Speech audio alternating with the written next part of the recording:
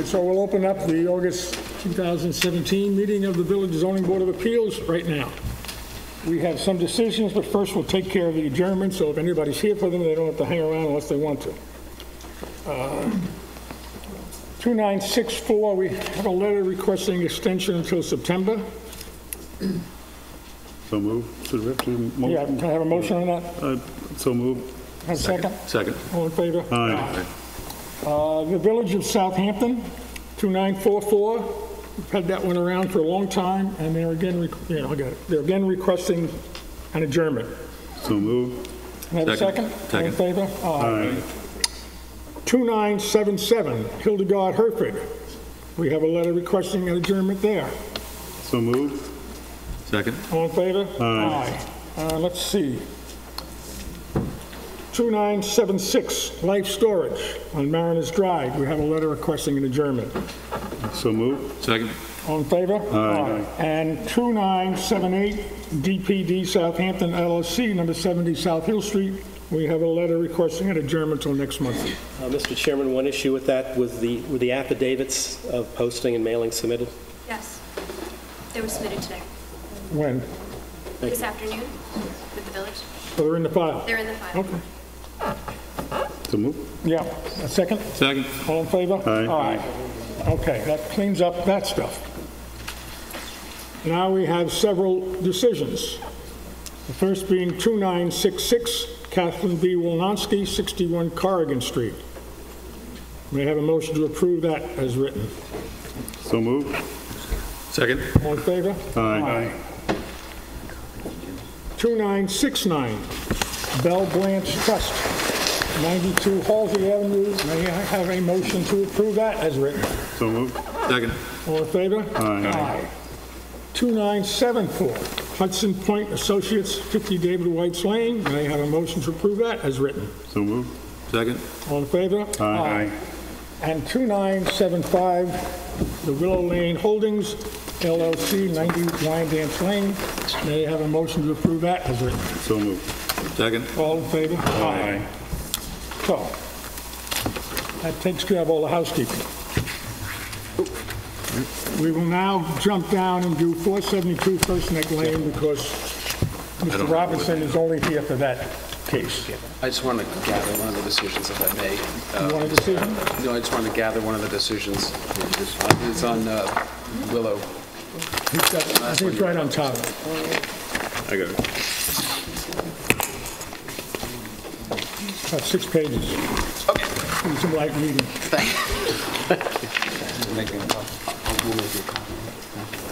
Okay? We have 472 First Neck Lane. Should I proceed?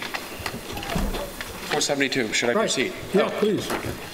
My name is John Bennett, and I represent the applicant, Bennett and Reed, 212 Windmill Lane, Southampton, New York. And with me this evening is my associate, Bailey Larkin, Tim Rump, Mary's Design, Melissa Dedovich from Peconic Environmental, and Lisa Zaloga, the project architect. I think I have everybody. Just shout out if I don't. Okay. Jim? Since the last meeting, we received 2 letters from the board's counsel, and he asked us, presumably based upon conversations with your board at your work session, which I typically don't attend, but he asked us to respond to 3 items. So I will respond to those 3 items. I think it's important to note that the first letter from Mr. Robinson, dated August 16th, stated that the board had taken a position regarding the pool house, but the second letter from Mr. Robinson, dated August 21, stated that the board had not taken a position but wanted a response to concerns raised about the pool house. So there were 3 items that we were asked to respond to: the pool house, the alleged septic system, which I will demonstrate to you has been demonstrated by Squires and Holden, is not an illegal septic system, and as demonstrated by the report from Norsec, is not a septic system and is well outside the 150-foot regulated area. And the last one was the bedroom count, yes. So, regarding the pool house, we have put a response in on several occasions stating that the objection to the construction permit and the certification for the pool house was far past the 60-day limit. We also demonstrated in a letter from Mr. Flanagan, which annexed two emails amongst Mr. Flanagan and Mr. Giffra and his client, then client, Mr. Fox, that Mr. Giffra was aware that there was a time period in which to attack the validity of both the building permit and the certificate of occupancy of the pool house. But I think, as stated by the board themselves, that that time period was well, I'll just say it as litigators say it. He blew the statute of limitations, in effect. So any attempt to attack the validity of the pool house is gone. But I think it's very important that I demonstrate to you that even if that attack had been made on time, it would have been to no avail, because Jonathan Foster, when he issued the building permit to rebuild or reconstruct, to whatever extent it was, the pool house, despite the fact that he's been criticized and taken out to the woodshed by the objectors in a most aggressive way, did everything proper. And if the situation came to him today to issue a request for a reconstruction to whatever extent of that pool house, all he would have had to do is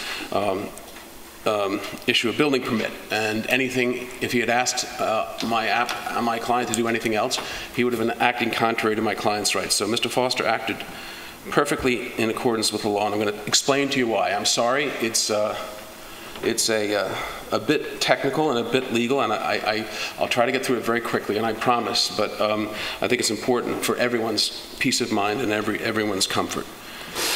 And by the way, everything I'm saying to you is in a letter with exhibits of August 16th and August 23rd, and I made sure that Mr. Fife had them all so that he would have an opportunity to respond to them. The pool house was constructed in 1988 pursuant to a wetlands moratorium exemption. I guess these are things that probably fewer and fewer people are familiar with. I'm sort of dating myself and aging myself, I guess, but prior to the enactment of Section 19.116, et sec of the Village Code, which is your wetland sections, which is what we're here for now, the trustees, through the seeker process, in effect, enacted a wetlands moratorium.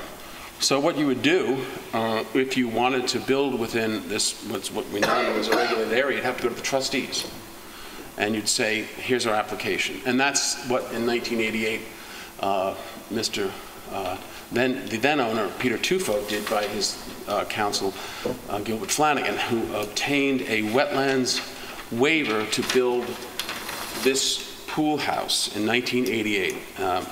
And by the way, when it was reconstructed in the exact same dimension with the exact same plans for which the permits were granted in 1988. Now, it's interesting, that pool house, that moratorium waiver, which I've put in the file, does not have what's the case law says, particularly a recent 2016 Second Department case, calls it a durational limit.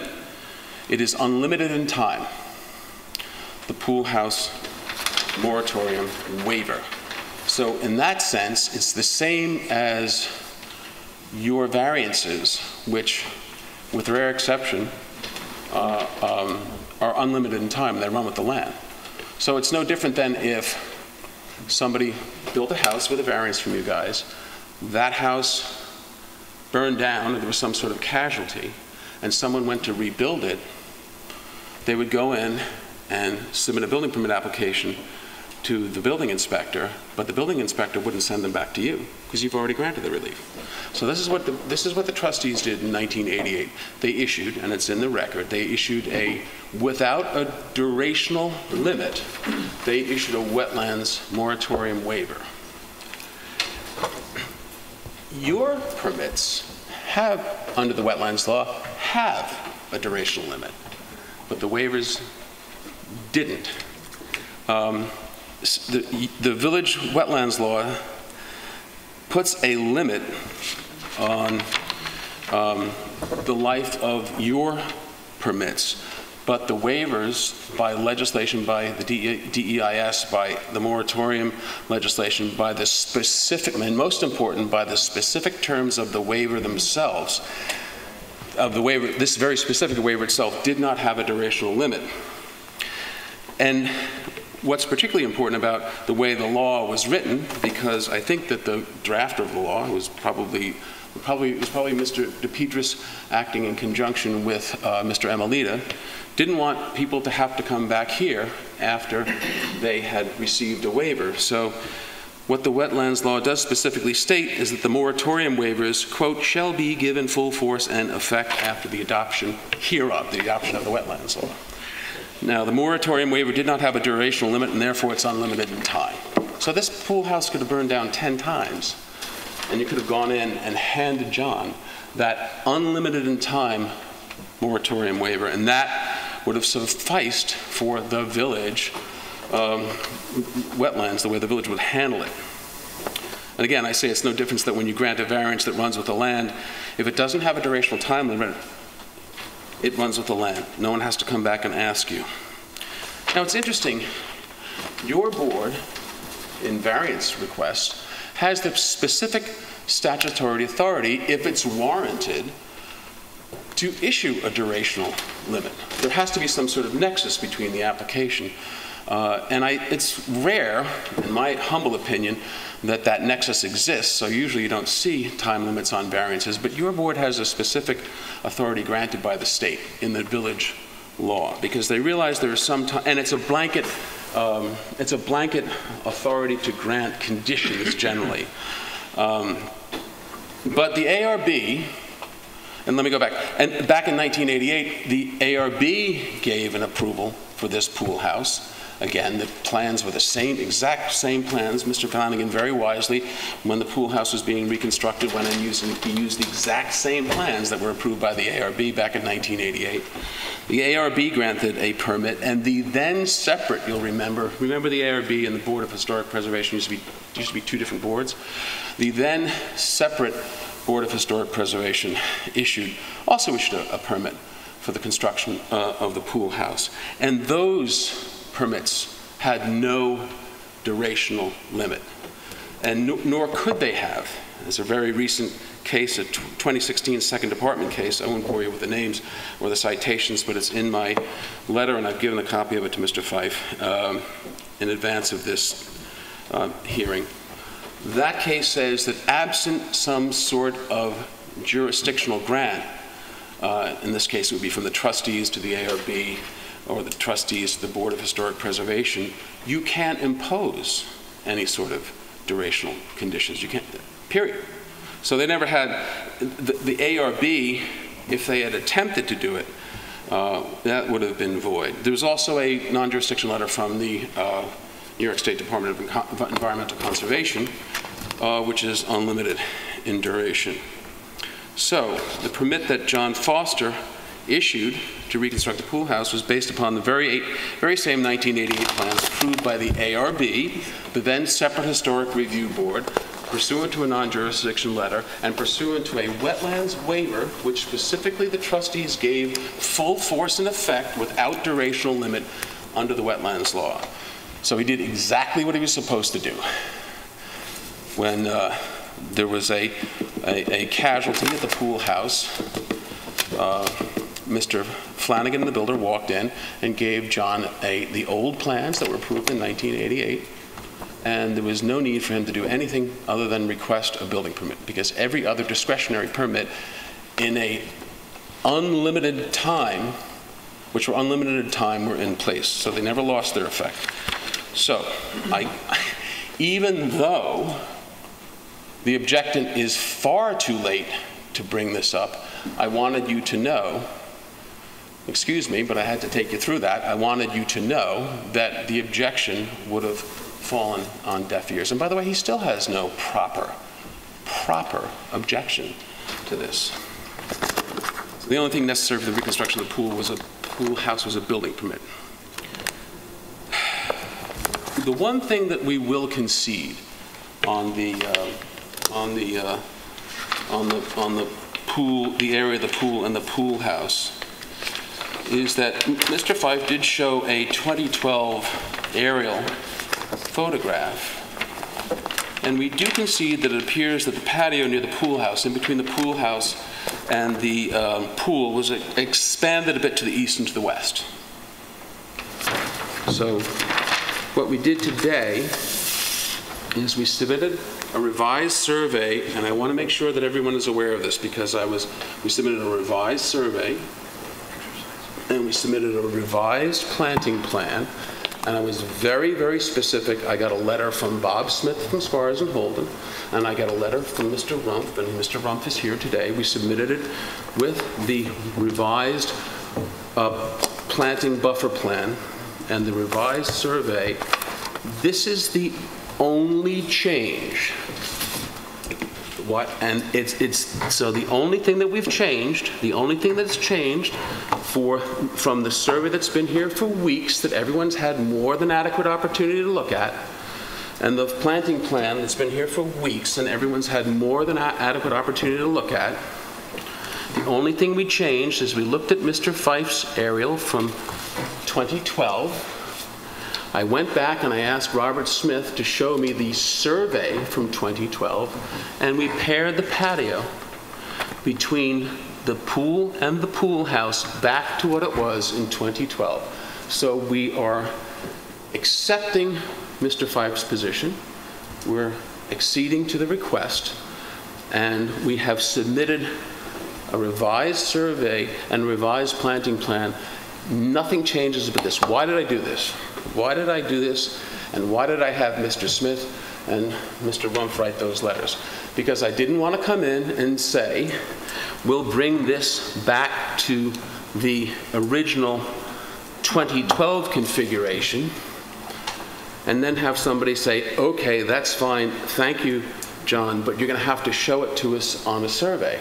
I wanted to show you now. Because quite frankly, gentlemen, what I'm going to ask you to do, I didn't want someone to say, make the changes on the survey to show this, make the changes on Tim Rumpf's plan to show that, and come back a month from now.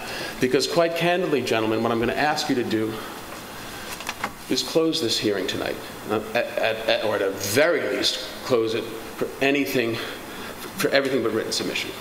So that's why I wanted to have everything before you, but I didn't want someone to come up and say, oh, we've just seen this. Well, I didn't want no good deed to go unpunished. We're conceding that this pool deck should be pared back on the east and the west. I'm giving it to you now, and I'm representing to you, and the design professionals are both representing to you, that is the only change to both the survey and the planting plan that has been around for weeks, in which everyone had more than enough opportunity to comment on. So, again, that's the only change. The concession has been made. I wanted the board to have the new plans, as I fully intend to respectfully request that the board close the hearing this evening. This will be the fourth hearing, and it was 2 hearings ago that Mr. Voorhees was asked whether or not he had any comments on the plan by the board, and responded no.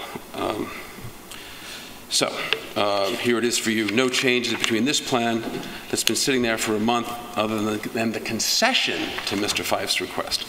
Then there was the alleged illegal septic system, and I did inform you in the past that the Norsec firm, which is probably as respected as any firm out here, been around for generations, did issue a report saying that the only 2 septic systems that are in the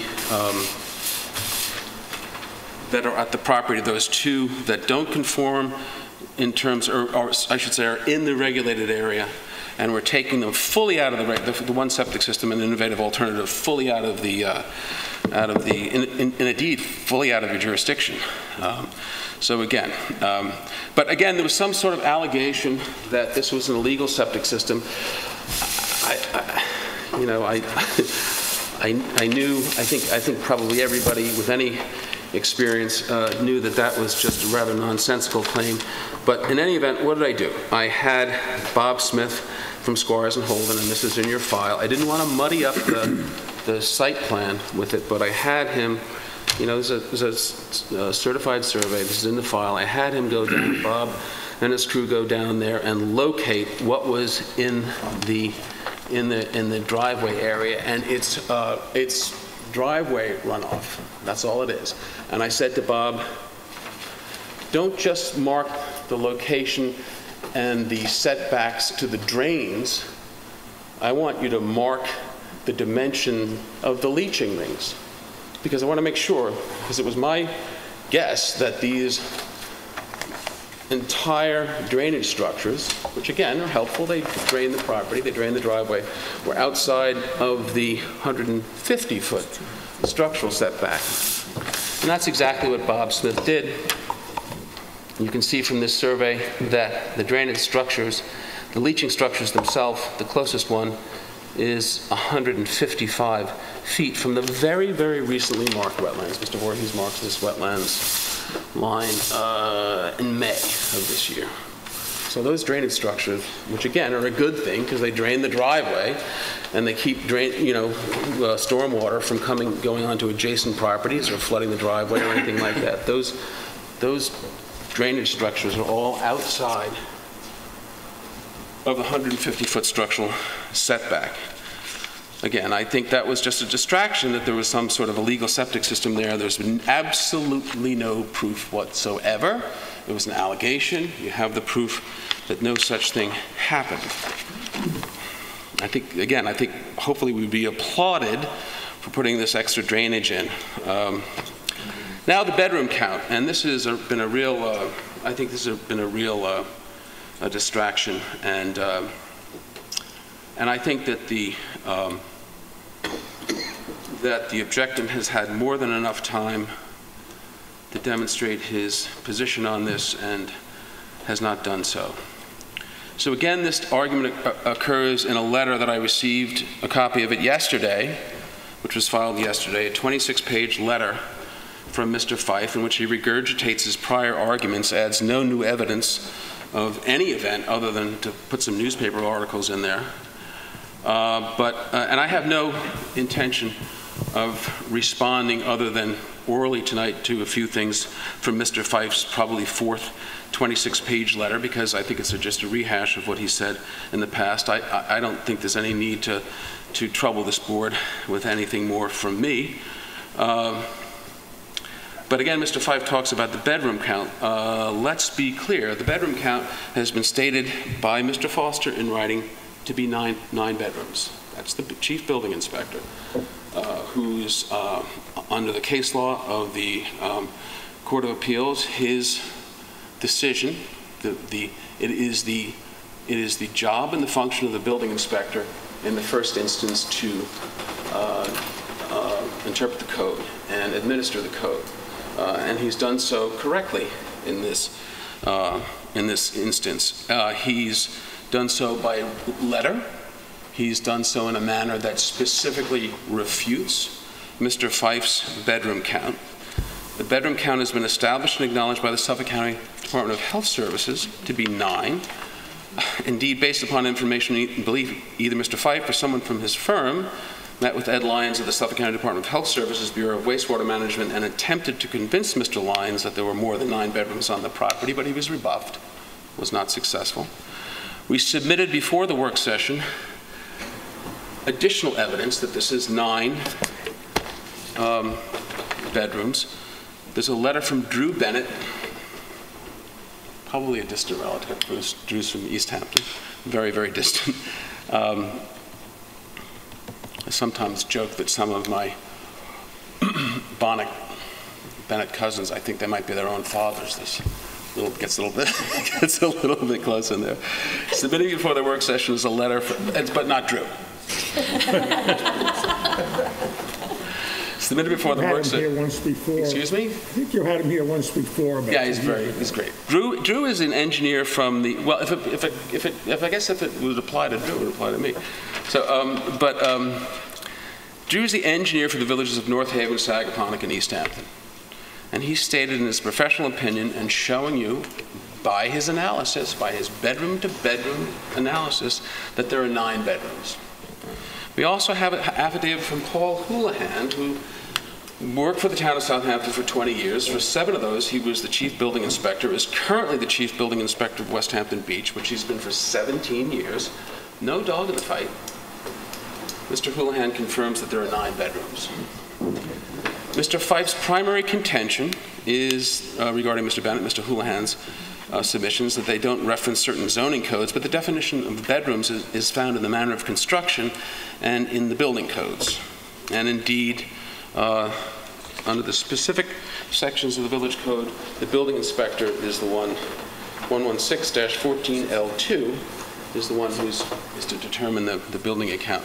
And that hasn't been challenged, by the way, in the appropriate way. So, I do note that Mr. Fife did submit a letter in response to Mr. Robinson's request in which he was asked to demonstrate why there were more than 9 bedrooms. All of his arguments are based upon arguments which have been discredited by our expert testimony. Mr. Fife is a lawyer, just like me. He's not an engineer, an architect, a design professional, a safety code enforcement official, unlike the people that we have presented. All of Mr. Fife's arguments are buttressed by his own interpretation without authority of the code, and all based upon alleged future or illegal conduct. And I think, Mr. Chairman, you specifically, in response to this, at least at one of the last meetings, said, we can't assume that someone is going to break the law, that someone is going to, without the benefit of a building permit, enclose an outside area or put up a wall, which would be a bearing wall, or a wall that would need a building permit. You can't suggest that someone's going to enclose an outside area. They need a permit to do that. You can't say someone's going to put in an interior wall. You need a permit to do that. You can't assume that someone is going to act without benefit of following the appropriate legal steps and requesting a permit. Mr. Fife tries to distinguish the case law that was submitted by saying that you can presuppose a legal activity. You can't do that. And then he says, well, the type of legal activity in the case law that we submitted was a different type of legal activity. That's like, the defendant's hair color in one case was red and it was blonde in the other one. The concept behind those cases, and one of them is the Blue Turtles case out of Sagaponack, and Mr. Fife should be aware of that case because his firm unsuccessfully litigated the issue in that case. The whole concept is you can't suppose that someone is going to engage in some sort of legal activity and say for that reason you should deny the permit. But I think this board recognizes that. Just a few things because I've tried to keep all of this in writing, and I'm not going to go over everything I put in writing. I'm trying to keep my presentation to the primarily, or 80% of it, to the 3 items that the board via council asked me to address. One thing I found troublesome was the constant claim by the objectants that the Nelson, Pope, and Voorhees Agawam study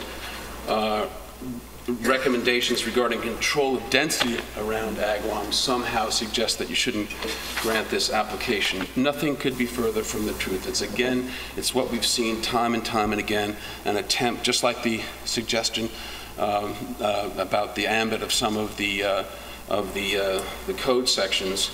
It's an attempt to stretch the language to create an issue where there is none. I'll tell you, having read this plan, that the Nelson, Pope, and Voorhees comments about density were a caution to the village trustees not to allow the transfer of development rights into the Agawam area. It doesn't say nothing about additions to properties.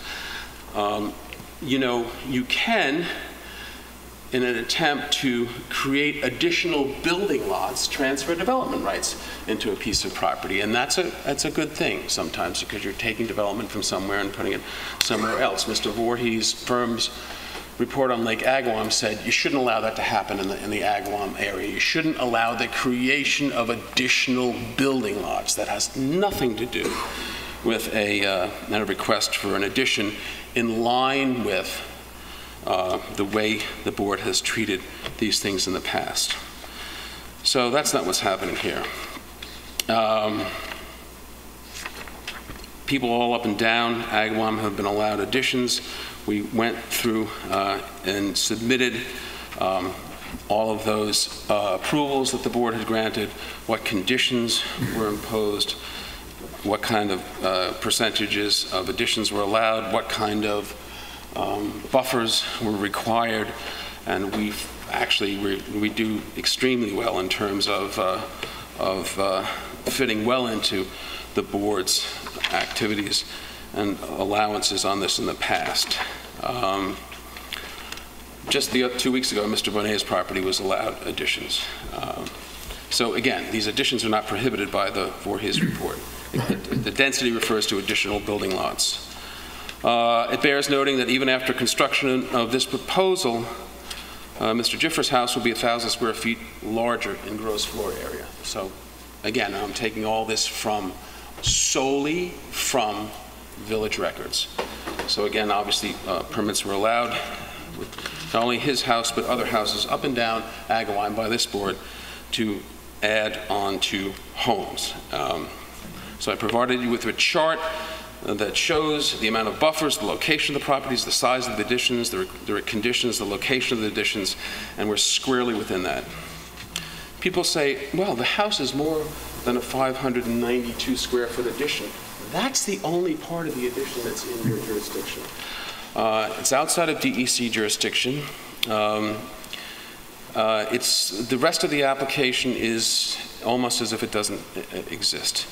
You've allowed construction similar to this on many occasions. For example, in the ROB case, a case I handled at 477 First Neck Lane, and again, I'm just characterizing stuff that's been in the file for months. You allowed approximately 3,000 square feet within 125 feet. And that was on I guess it was on either a little tributary of either Hetty or Taylor Creek. I guess it would be Hetty, but either one, which is, I think it would be foolish to argue that that isn't a much more higher quality wetland than Agawam is. Several surrounding property owners withdrew their objection. I think we have a map. What I've tried to show you is, I'll hand this up. This is just, again, this is not new evidence. It's just for the purpose of highlighting the state of the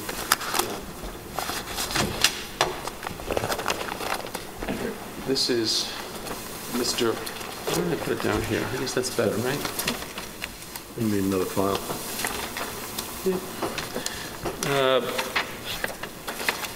This is the subject property. We have a letter in support from Martha McClanahan at 1 Gin Lane. That should be in the file. Do we have that here? Yeah. One from Mr. Brockman? Oh, you have that? Yeah. Okay. Right here. Mr. Bruce Brockman? Oh, from the Southampton Association, Right. yes. I thought that was an interesting letter. He talks about Both in support. Yes, he talks about the campaign of misinformation and how he was dismayed by it, but I'll let you read that. The Bonets of 484 First Neck have advised me through their lawyer, Gilbert Flanagan, that they are neutral on the application. The Scarboroughs of 520 First Neck Lane withdrew their application. We gave you that a month ago or so.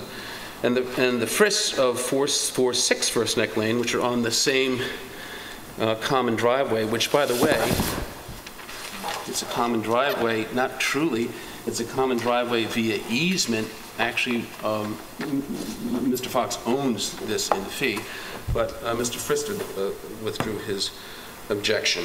I wanted to point out a little thing about the only comment I'll make to specifically, other than generally to Mr. Fife's recent 20-something page letter, is that he annexes a copy of an editorial from the Southampton Press. I think in my experience... Is that the one from last week? Yeah, but you folks... I spoke to the editor about that. There were several errors, and he acknowledges that he made errors. Lisa Zaloga wrote a fine letter, and Joe Shaw said, agreed, in wetlands, as the editorial put it, is not the same as within the 150-foot regulated area, and so is a poor description. Likewise, the request for a special permit rather than a variance not the same. You also stated that the entire expansion was in the wetland. And it's Yes, not. and it's, But he acknowledged that to me on the phone, and I think he spoke to you too, didn't he? he spoke to me, and I thought he did something that took a lot of integrity and that you don't see a lot. Yes, He right in there is today. an editor of a paper acknowledging a mistake, so, but again, I don't think you guys usually spend that much time paying attention to what, the press thinks, but since Oh, I it was thought that a whole lot of people might read that, and I Yeah, didn't well, want them that's having the wrong true. information. Thank you. So there we are. Bailey, am I forgetting anything? I'm going to ask you to close the hearing. It's the fourth hearing. And at an absolute, or at very least, close it for anything other than written submission. But so thank you. Mr. Fife may have something to say. I'm sure he does. Oh, Bo, you have something to say? Bo? No, I have nothing. Chick? Yeah, I just wanted to clarify, John, a new table was submitted, amended August 24th with a comparison of existing and proposed setbacks. Yep.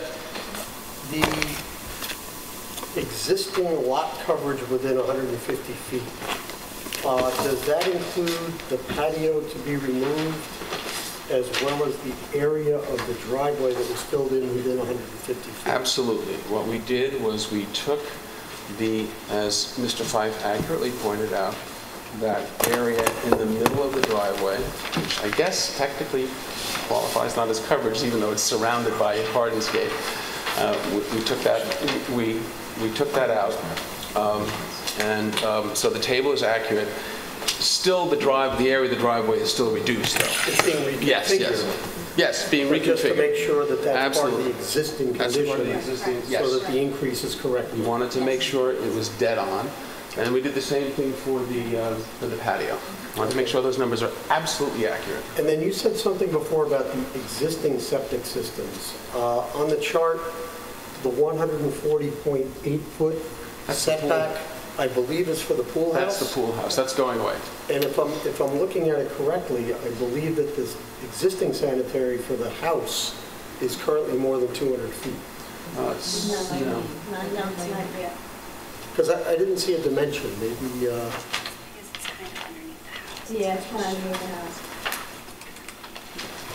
because I'd like to note that if, both systems are within 200, but I was not clear based on the plan.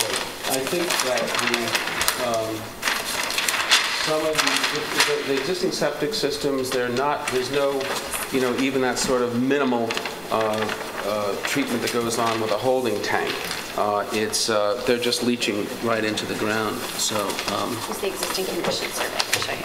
oh, you have the dimensions? It's dimension. It's right here. So that's on the Norsec plan. No, it's on we've submitted an existing condition survey. And the survey, this was included in our submission prior to the work session. There's an existing system here at approximately 140 feet. Okay. The secondary system is over here. Don't have it dimensioned. I believe it's just at around the 200 foot. It's kind of right there. I'm showing There you it go. there.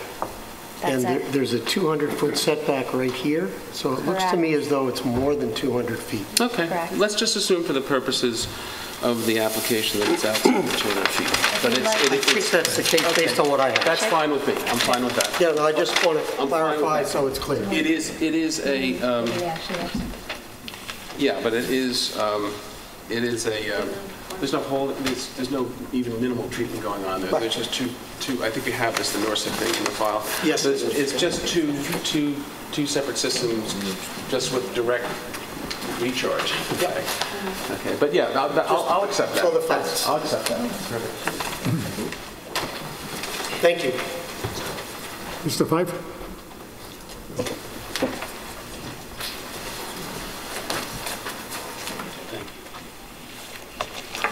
Good evening, Patrick Fife, Toomey, Latham, Shea, Kelly, Dubin, and Quateraro, 51 Hill Street, Southampton, here on behalf of Robert Giffra and Joyce Giffra, the owners of 452 First Neck Lane, and Whitney Stevens, the owner of 468 First Neck Lane. I do want to respond to Mr. Bennett and what he said tonight, as well as the submissions that he made, but if it's okay with the board, I know there's a lot of people here in the public who haven't had an opportunity to speak at all and have been here for 2 meetings and several hours. Would it be appropriate if I allow them to speak first and then come back up to speak? I just think it would be fair to What we're going to do is ask the people who have not spoken before. Yes. We're going to limit it to 5 minutes. Because I know there has been a number of people that haven't spoken, and then if I can then come back up and address We're also the going to points. ask them to try to be factual and not just deal with emotions, as this case has still have a lot of emotions. And that has no part of our...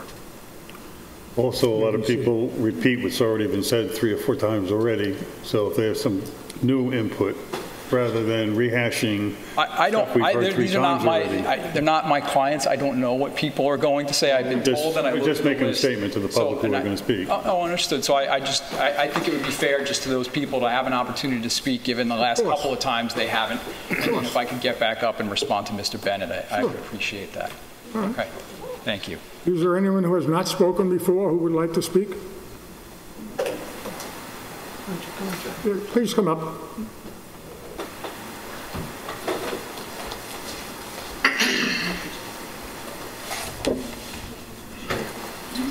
Good evening. I'm Jack Lillywhite. I live at 121 Toilsome Lane in the village. I'm speaking as a citizen, not as a lawyer, not as an engineer, even though I am one. But I would like to make a few comments. And you can call them emotional if you want, but I'll lead off with this. What's behind you? It's a mural. It's a mural of Lake Agawam. It's not a mural of the Bathing Corporation, Dunes Church, the old Parish Art Museum. It's Lake Agawam. It's the iconic image of Southampton, of this village.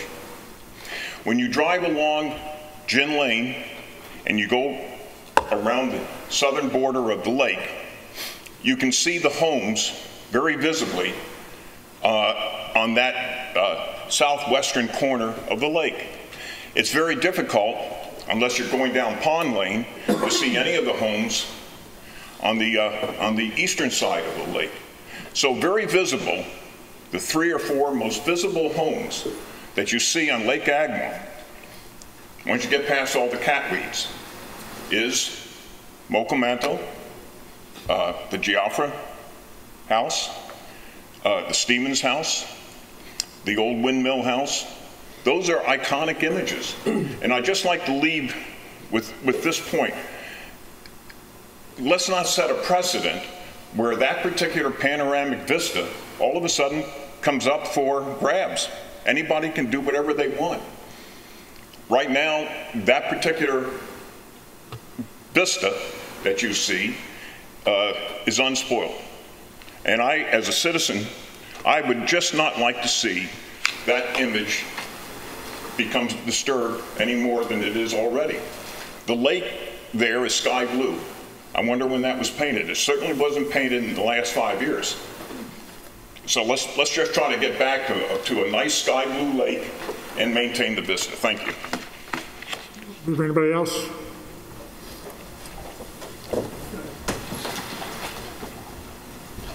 My name is Christine Sullivan Whitker. I'm speaking as a resident, having lived in James Hampton Robb House on Lake Agawam as a child till the mid-'80s. And I concur with Mr. Lillywhite and just second his feeling that I think this is one of the historic visuals in this village. Thank you. Is there anybody else who hasn't spoken before?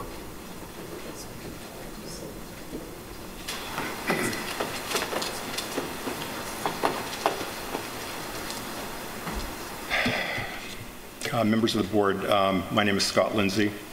My family and I have lived at 422 First Neck Lane, 2 doors to the north of 472 for 20 years. Prospective purchasers of property here are aware that any changes, minor or major, additions or new construction, likely would be limited and subject to the approval of this board in order to maintain the historic integrity of the area. When we renovated our home approximately 20 years ago, we requested a 3rd dormer for our attic. It was denied because there was a sense that possibly during the winter it could be seen from the other side of the lake. That was one side of the spectrum. This is kind of the opposite end of the spectrum, not only with respect to scale, but also the architectural character of the neighborhood. And precedent does matter. And the concern that I have is that precedent for this type of change is an unwanted, potentially unwanted thing, not only for scale, but also the historic nature of the house. Everyone here tonight cares deeply about Southampton, and I would request that the ZBA deny this request in its current form. Thank you for your service. Is there anybody else who hasn't spoken?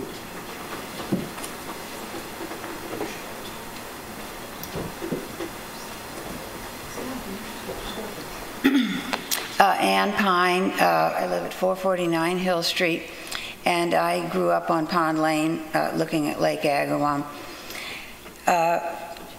I read the ZBA Mokomato transcripts of June 22nd and July 27th, and I'd like to enter into the record various comments by the board and counsel to the board that I found disturbing and went unmediated in the second hearing of July 27th.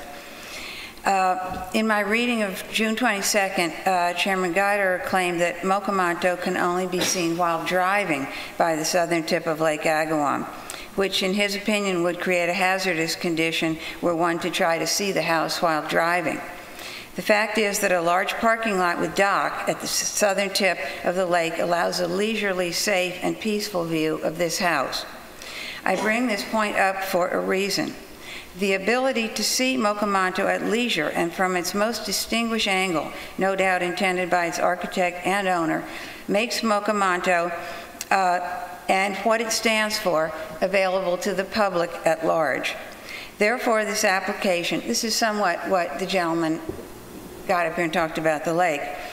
This application offers this board a superb example to do what it is charged to do by village code, to give relief if the character and nature of the village is enhanced by such relief, or conversely, to deny such relief. I was also disturbed by several other comments from Chairman Guider. I'm sorry to pick on you. I was reading the transcript. And it prevents me from getting more angry at someone else. We rarely use the word hardship anymore. Page 75 was most disturbing to me in that it constitutes an outright admission that the board does not follow code in regard to considering hardship. Then there was a riff of comments that began on page 74. What are you asking us to do? Pick it up, Mokomato, and take it back? It's been there since 1883. Followed by the present owner didn't put it there, and then, more remarkably, John Bennett didn't put it there. These, to me as a reader, were astounding comments. They were not only unprovoked interruptions of the speaker, but I felt they had a disdain for the speaker's intent and cast doubt on the chairman's impartiality in regard to the applications. Was I the one that said that about moving it? What do you want us to do, move it? I don't think I said that. Well, I could very well be wrong, but I think you did. But It's all right, it's all right. I was also dismayed by the interruptions by counsel to the board, Mr. DePietris. I guess he's not here tonight, so I can relax a little, who seemed intent to throw the speaker off balance by a parsing of words as to the relation between granting a variance in regard to setback standards and granting a relief for wetland regulations, and his mention of a nameless litigation. It has been litigated and upheld, page 69, that supports the ZBA's inability to apply overall conditions of Chapter 116 to both setbacks and wetlands relief, when in fact, in my reading, they're both governed by the conditions set forth at the beginning of the chapter. In line 25 of page 71, Mr. DePietris announced to the speaker, with no explanation, your position is wrong. A position, Mr. DePietris's, that should have been expressed at a later point of argument, not posited as an interruption, and if introduced at that point, defended by an explicitly referenced legal argument. In closing, I would like to address what Mr. Bennett called horse trading, which I take to be a slang way of referring to the balancing act that the zoning board is authorized to conduct. In referring to this act, I hope that the board will clearly depict what they have in each hand or on each side of their seesaw and show us how these scales balance, or if they balance. On the one side of the scale, what I see are 1, improvements to Mocamanto that Mr. Fox wishes to make, 2, the elimination of a previous structure that had a non-conforming C of O. I guess this is the guest house. 3, a new septic system that will predate by months or in the foreseeable future, a requirement that all residents of Lake Agawam adopt new septic systems. On the other side of this balance, I see 1, an increase in construction on wetlands rather than, as code describes, a decrease in instruction on wetlands. 2, unauthorized rewriting of village code to eliminate both notions for which relief is given, either to remediate hardship or for the purpose of enhancing the nature and character of the village. As well on this side would be 3, a threat to all historic districts in the village. If an historic house can be reassembled into something else at the whim of its owner. And last but hardly least, 4, the destruction of the scale of an historic house that is rare, if not a singular example of a point of time in the history of Southampton, and a property that is visible to the public. You can't take a house that, as it stands today, represents a significant moment in the history of Southampton Village because of its modest proportions, and expand it to something immodest and have it represent the same historic moment that it did. Thank you, Chairman. Anybody else who has not been heard? Yes. Good evening, Mr. Chairman, board members, Mr. Robinson, Mr. Voorhees.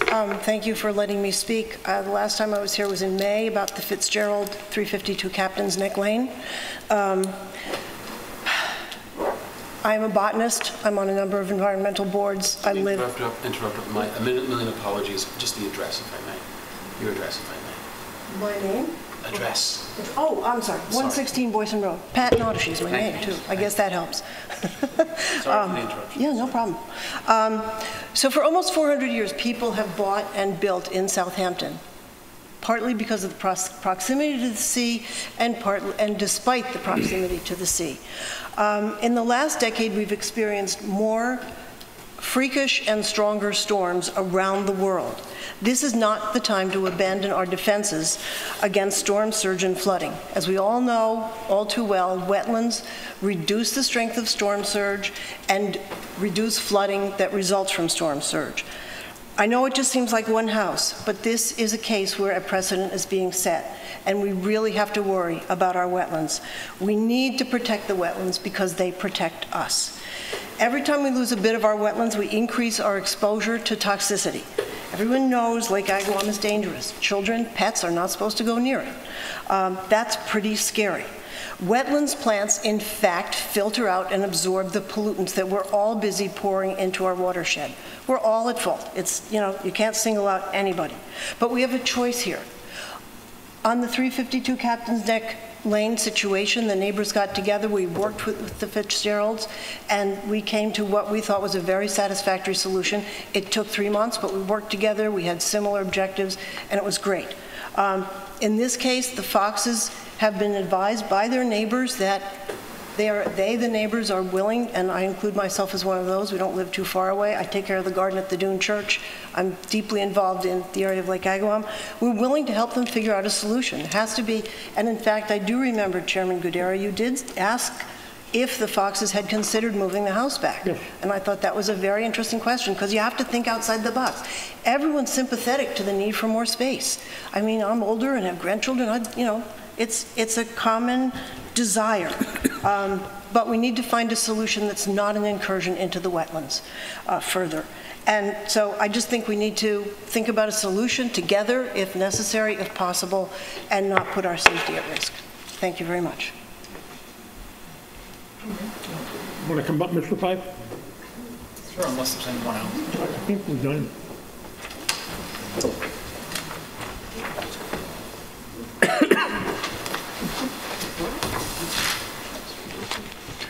Good evening again, thank you. The applicant continues to obscure the magnitude of this proposed development. Just by the numbers, the proposal is to increase the footprint by 175%, GFA by 53%, and the house's total usable floor area by 65%, increase the number of bathrooms from 8 to 14. Now, Mr. Bennett keeps talking about this application only being about the 592 square feet of habitable space within the wetland setback. But none of the applicant's proposed additions can occur without this board's approval of a wetland special permit. The proposed wetlands special permit is the linchpin here. The connector that they're looking for is unprecedented. The board's never approved an addition of this nature. Now, Mr. Bennett submitted a letter on August 15th. Exhibit H to that letter, the applicant cited several other wetlands permits on Lake Agawam that they claimed are precedent for this application. I've prepared a chart that compares those very same applications. I'd like to submit a copy into the record and copies for the board.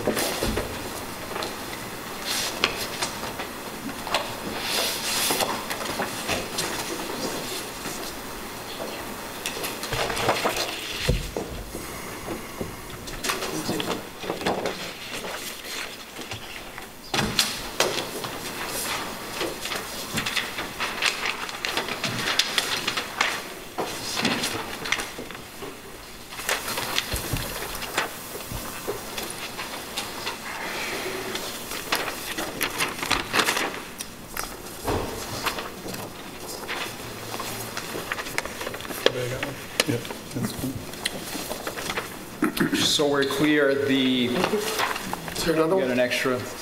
Yeah.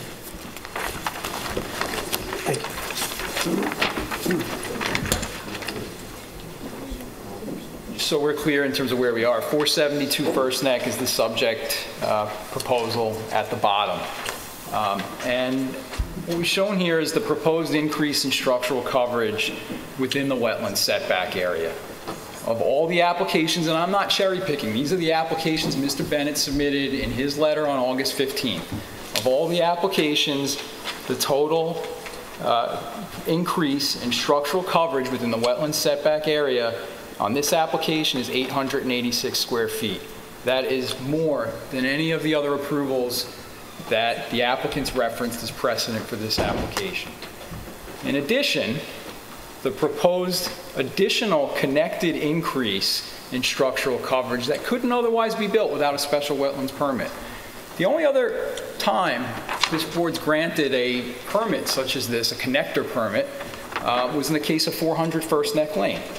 And in that case, it was 197 square feet of additional coverage. I showed that survey at the last hearing and showed you, though, that if this proposal was granted, it could open up a potential to do just the same thing that the applicant's doing here.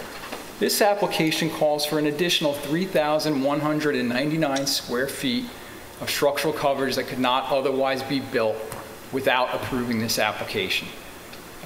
It's 16 times more than what you granted in 400 First Neck Lane. So not only is this proposal the most significant in terms of structural coverage within the wetlands setback, but it's the most by far in terms of structural coverage that could not otherwise be built without a wetland special permit.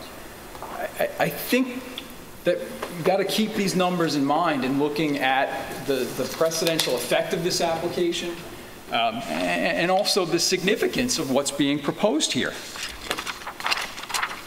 There is no precedent where this board's approved a wetland special permit as a means to connect what in essence is a major second house that's larger than the existing house and cannot otherwise be built under the village's zoning code. Mr. Bennett tonight cited to Mr. Giffra's house.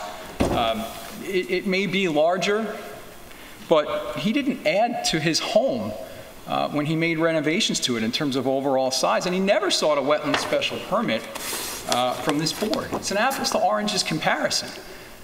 look at the wetland special permits that this board has approved on Lake Agawam, the ones that the applicant cited to, and do the comparison that we've done. And you'll see that this is an unprecedented request. And I think you have to put the magnitude of this request in perspective and in context with the lake's current condition and the standards for granting a special wetlands permit. The applicants continue to downplay the impact of septic systems on the lake's condition, as well as the importance of the comprehensive plan for Lake Agawam. At the last hearing, Mr. Bennett's words, he claimed without any support that, quote, you could take away every house that's on the shores of Lake Agawam and it would still be a problematic body of water. And then he said, because stormwater runoff is, quote, primarily what causes the condition, close quote, in Lake Agawam. I want to hand up a report. It's not a report that was prepared for this case, but it was submitted to the village trustees on Tuesday at the village trustees meeting by Dr. Christopher Goldberg from Stony Brook, and I'd like this to be part of the record.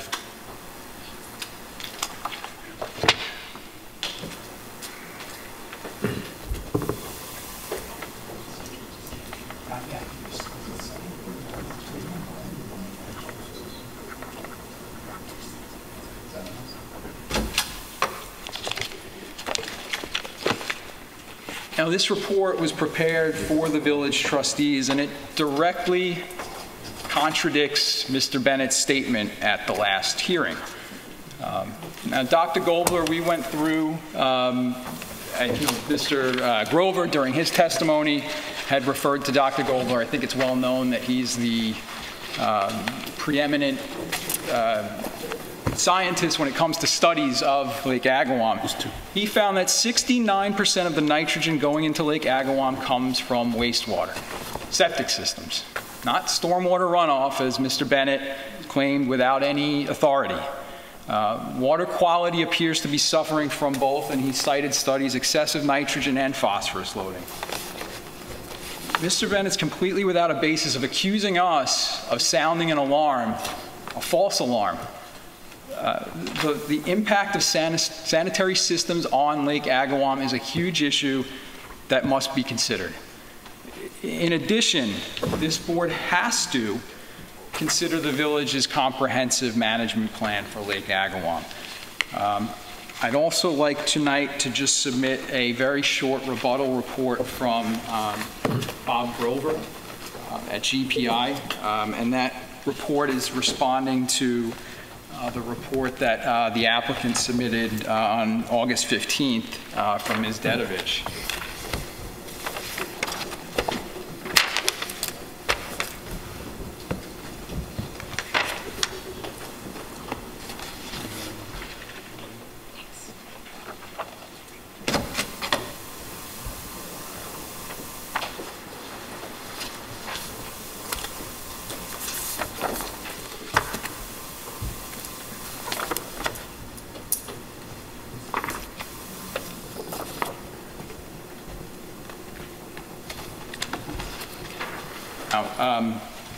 Mr. Bennett and Ms. Dedovich, in her report that was dated August 14th and that was submitted on August 15th by the applicant, they both have claimed that we're wrong for focusing on the comprehensive management plan. It's inapplicable here. Mr. Grover, on page 1 and into page 2 of his report, states, quote, with regard to the village's comprehensive management plan for Lake Agawam, Ms. Dedovich states that, quote, the issue of density is only addressed within, quote, the context of Suffolk County Article 6. This is incorrect.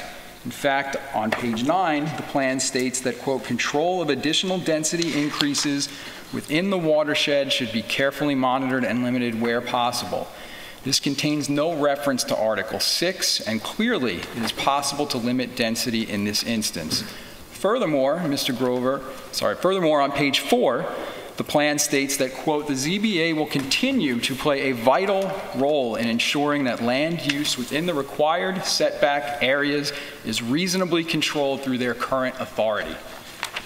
It can't be any clearer that the Lake Agawam Comprehensive Management Plan and its recommendations apply to this board, apply to this application. This house, existing house, it's undisputed, is situated completely within the existing wetland setback. I can't think of a more appropriate application that this board should consider and apply the recommendations of the comprehensive management plan. I think the applicant has also tried to avoid the legal standards that apply here with respect to the wetland special permit criteria. The applicant has to satisfy, quote, a pressing economic or social need, close quote. It's from the village code. Quote, achieve the maximum feasible setback from wetlands or buildings.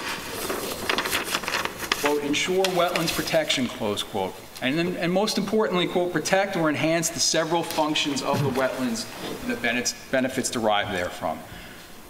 The applicant's most recent submission, the August, and there's a number of submissions, but the most recent one addressing the environmental issues that are before you on the wetland special permit, detailed supposed benefits to Lake Agawam. These benefits are illusory and insubstantial. It's addressed here in Mr. Grover's report, specifically regarding the advanced treatment systems. As he states, as I've testified at both hearings, advanced treatment should be mandatory this close to surface waters and likely will be before this project sees a conclusion, as it was just recently required in East Hampton for all new construction and major renovations. And in addition, it's worth noting, Southampton Town is close to passing the same requirement. The county is close to passing the same requirement on all new construction as well. The applicants claim that this is somehow a novel approach. It's just completely incorrect. Again, all these municipalities are requiring this. It's very likely before a shovel hits the ground on this project, it will be required not only in the village, but in the county at large. This board should not allow the installation of an advanced septic system to be a license for massive development on Lake Agawam. The precedent of allowing that is just detrimental in so many ways, not just to the lake, but to wetlands applications in general. The only way that the applicant is going to achieve an environmental benefit that will protect and enhance the lake is to have an advanced septic system and reduce the proposed density of this project. With respect to the proposed wetlands buffer that's been noted, again, Mr. Grover notes in his report that this mitigation measure only serves to attempt will offer that even if the proposed wetland buffer may remove some nutrients from the surface soil, it will not provide any benefit in removing nitrogen and phosphorus released by the applicant's septic system, which is the cause of Lake Agawam's dangerous condition. In addition, I think the applicant's proposal to install a wetlands buffer involves the removal of existing phragmites that are on the property. The removal of these phragmites is not some sort of hardship. It's certainly going to provide an indirect benefit to the applicant, improving its views of the lake and increasing the value of its property. Again, this is not a mitigation measure that warrants granting an unprecedented level of development that this board has not otherwise granted. Finally, the applicant's proposal to install gutters, leaders, and dry wells. As Mr. Grover notes, these stormwater collection methods are required in any new construction. Again, it's hard to imagine that an owner of a home worth more than $10 million would not install gutters, leaders, and dry wells. It's a requirement. Accepting these supposed benefits, again, as a basis to allow this type of development is going to set a precedent where all I need to do is come in and put the required septic system in, put the required gutters and leaders in, and put a buffer in. That's it. That's all I need. That's going to be the Mokomato precedent. I urge the board not to allow that to happen. The applicant has also not demonstrated a pressing economic and social need in any of the rebuttal materials that Mr. Bennett's provided that have been stated here during the course of the hearings. Plainly, with 8 bedrooms before any expansion, the applicant and his family have more than enough room for them and their guests. They may want more, but this board should not yield to their wants. Mr. Fox could have bought a bigger house. He could have bought vacant land. He didn't do that. He purchased a historic home that he knew was situated within the wetlands. And just to be clear, it was mentioned by one of the members of the public regarding compromise. The applicant has other options that the Giffras and Ms. Stevens would not oppose. They're not opposed to a reasonable addition and a two-car garage. It has less of an impact, less of an intrusion into the wetland setback, and less of an overall impact with respect to density that will impact the lake. They remain open to a reasonable proposal, but none has been forthcoming. I think it's just important to give that message. I don't want you to perceive me being up here as we don't think anything should be built here. That's not the case. A reasonable addition to modernize the house and give some more room is acceptable, but that's not what this proposal is. The applicant's proposal presents a detriment to the environment. We've detailed that through Mr. Grover's reports, his testimony. The applicant hasn't offered any evidence that the proposed project would not adversely impact the many wildlife that inhabit the wetlands. The wetland setback serves to keep people away from the buffers and the wetlands and eliminate disturbances. You're going to create a buffer, but put a massive amount of density, including the density that already exists within the setback, that has to be taken into account. The disturbances to the wildlife will occur. As Mr. Grover's testified, there's going to be a negative impact due to the increase of density and human activity so close to the lake's edge.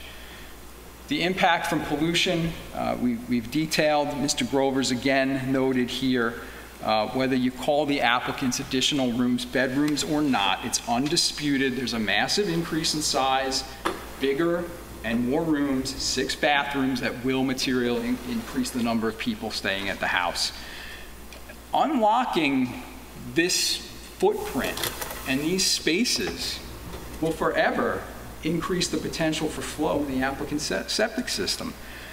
And I think it's also very important that Mr. Grover, he repeats it here, and it hasn't been disputed in anything that the applicant has submitted, that the applicant's own expert, or initial expert, Mr. Lombardo, has agreed that even with the alleged 1-bedroom net increase, that there will be an increase in the amount of phosphorus entering the lake. And that will have a negative impact on the lake's ecology. Dr. Gobler's report notes studies suggest both nitrogen and phosphorus as being a problem for the lake. Mr. Grover's taken the position that both need to be controlled.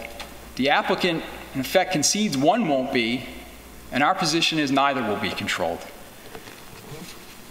As to the bedroom account, you have our position on that. I do want to touch on a few things that the applicant has since submitted.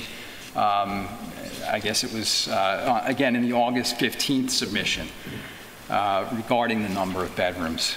First, just in response to some of the points in the applicant's August 15th submission, I want to submit an affidavit from CMAC Sammy.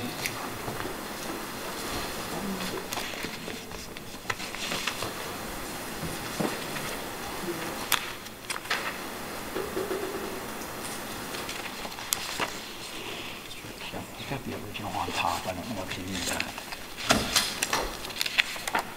Thank you.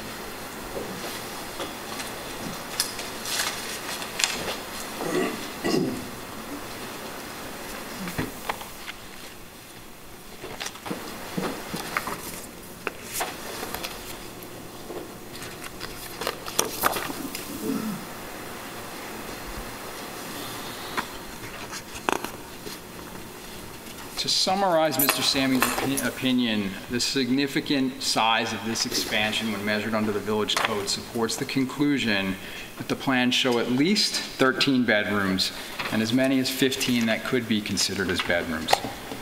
He points out a couple of things that haven't been discussed here. First is that based on the increased number of bathrooms, there is normally a relationship between the number of bedrooms and bathrooms in a house. And the proposal here is to increase the number of bathrooms to 14. He also notes that Village Code Section 116-14L2 provides the building inspector may exclude from the overall bedroom count for the dwelling any room only, quote, if the building inspector reasonably determines that future use of such room as a bedroom is not feasible or practical. All of the applicant's submissions ignore this language. This language gives you the absolute right to look at potential future use of a room as a bedroom. And I know the February plans that we've provided you, that the applicant had provided to the neighbors, are not before this board. But they show how rooms were labeled, and they're the best evidence of intentions of future use for rooms, and clearly demonstrate why rooms can be used as a bedroom in the future. The new plans... Look, you can get into this future stuff all night long. You know, I've got a report from our village building inspector showing, and a plan showing 9 bedrooms. I'm tired of hearing 9 bedrooms, 13 bedrooms, 17 bedrooms. Health department and the building department both state there's 9 bedrooms. I don't want to hear about what in the future. You're convicting someone of saying, okay, after he gets his house, and he's going to convert all these kitchens into bedrooms. Just go with the 9 bedrooms. I just want to respond to that point about, you're right, somebody could go and change the rooms.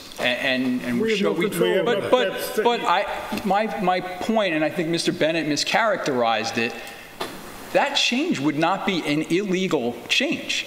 Someone could legally get a, how?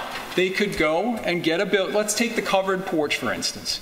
Okay, I know the claim is that this is an uninhabitable space. It's not shown that way on any plans, but that's the claim. So we'll accept that for the purposes of this discussion. Okay, they get a CO, and a month later they go, we want to put heat in.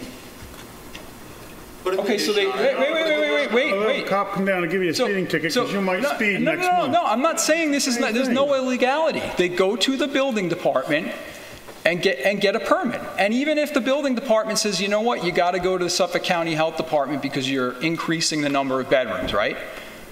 The Suffolk County Health Department's not coming back to this board and saying you need a wetlands. Future argument. No, we can't make decisions based on what might happen down the road. But in New York City, on hot nights, people sometimes go out in a fire escape to sleep. Does that make that be a bedroom, a fire escape? No, the bedroom is... So we have a porch here. If a guy goes out on the porch and falls asleep while reading a book, does that make it a bedroom? No. Well, I beat this bedroom thing to death. It's 9 bedrooms. Oh, I just respectfully disagree. You can go on and on about 15, there's 9. Okay, my point is I think that the code allows, not only allows, but requires an analysis of future use. I'm citing to the village code. I'm not, that's my point. And it's not, I'm not saying an illegal use. It would be perfectly legal for an applicant to change these rooms to bedrooms, and it wouldn't require any further review by this board, and that's the concern. You unlock the footprint. Once again, we can't make a decision anybody in a based on village what could may do this happen. to their house. What you're saying is that anybody in this audience could take rooms, divide them up, and make them into bedrooms. That's an unfair argument. I'm pointing to rooms that are shown and exist on the applicant's plan. So could anybody. And these are not creating new rooms. They are just changing the use. And the use, these rooms can be used as bedrooms. And that's why your code was written in such a way to allow things like this not to happen. Again, I think the board should have a concern that it will not have the opportunity. If the applicant, 1 month after getting a CO, decides to convert these rooms to bedrooms and legally do it, go to the building department, get a building permit. Again, and even if the building department says you have to go to the health department to increase the size of your sanitary system, the health department will not come back to this board and say, you've got to get another wetlands special permit. That's the concern. That's why the board has to evaluate it in such a way. It has only one shot at this, and that's where the concern for the increased density is. So that's my point on that. I just urge you to look at the village code, consider the language, and consider that particular concern. As far as the illegal conditions on the applicant's property, the illegal installation of whatever the cement tanks, other structures that were within the setback, Mr. Robinson's August 16th letter to the applicant requested them to identify all structures in the area of concern, locate the structures, and identify the source of inflowing material by a licensed engineer. To the best of our knowledge, that last portion of the request has not been complied with. I also question the fact The applicant's initial plans never identified these dry wells, if that's what they are. The applicant's submissions, even into July, said that there was no stormwater drainage on the property. The applicant has not provided an engineer's report, has not provided a chronology of when these were installed, but in addition, there's no photographs of these grates to confirm their existence. The aerial photographs from 2016 don't show anything in that area. And the applicant finally, and I think it's very important, look here, there's no evidence of any grates, and yet the applicant had an opportunity to submit pictures. It hasn't. But the applicant hasn't explained what the future plans for these are. They're not even shown on the current site plan that it just submitted to you today, which is especially puzzling given the site plan showed geothermal lines running through this very same area. I think a report from an engineer, as Mr. Robinson had requested, is a must under these circumstances. It is still within a regulated area. Structures require 200 feet from the wetland setback. I think a report from an engineer is a must under these circumstances. As far as the illegal driveway and patio paving, I received the applicant's updated site plan at about 3 o'clock this afternoon. It was sent to me by email. I have not had an opportunity to review the specific calculations. I already noted one thing that seems somewhat concerning, and I haven't been able to even match it up on the calculations, but these are exhibits we had put before the board previously. This is 2010, and you see the pool house is right here, sorry. The existing patio at that time is towards the middle of the southern end of the pool house. And here, there's no patio on the eastern end of the pool house. Mr. Bennett today explained that this is 2016, that they are eliminating the areas on the southern portion of the pool house, but there was no mention of what's happening with this other additional patio on the eastern end that was installed in 2016. At least there was no discussion of it tonight. The calculations in the applicant site plans have shown it's removed, it's not removed, then it's removed again. There's somebody on the application to be removed. You've got to read the plans. I've said it a million times. Well, there was no discussion. You didn't say it. It's always been on the plans to be removed. No, accurate. It has not always been on the plans to be removed. Yes, it has. It was on the first one. The July one said it was to remain.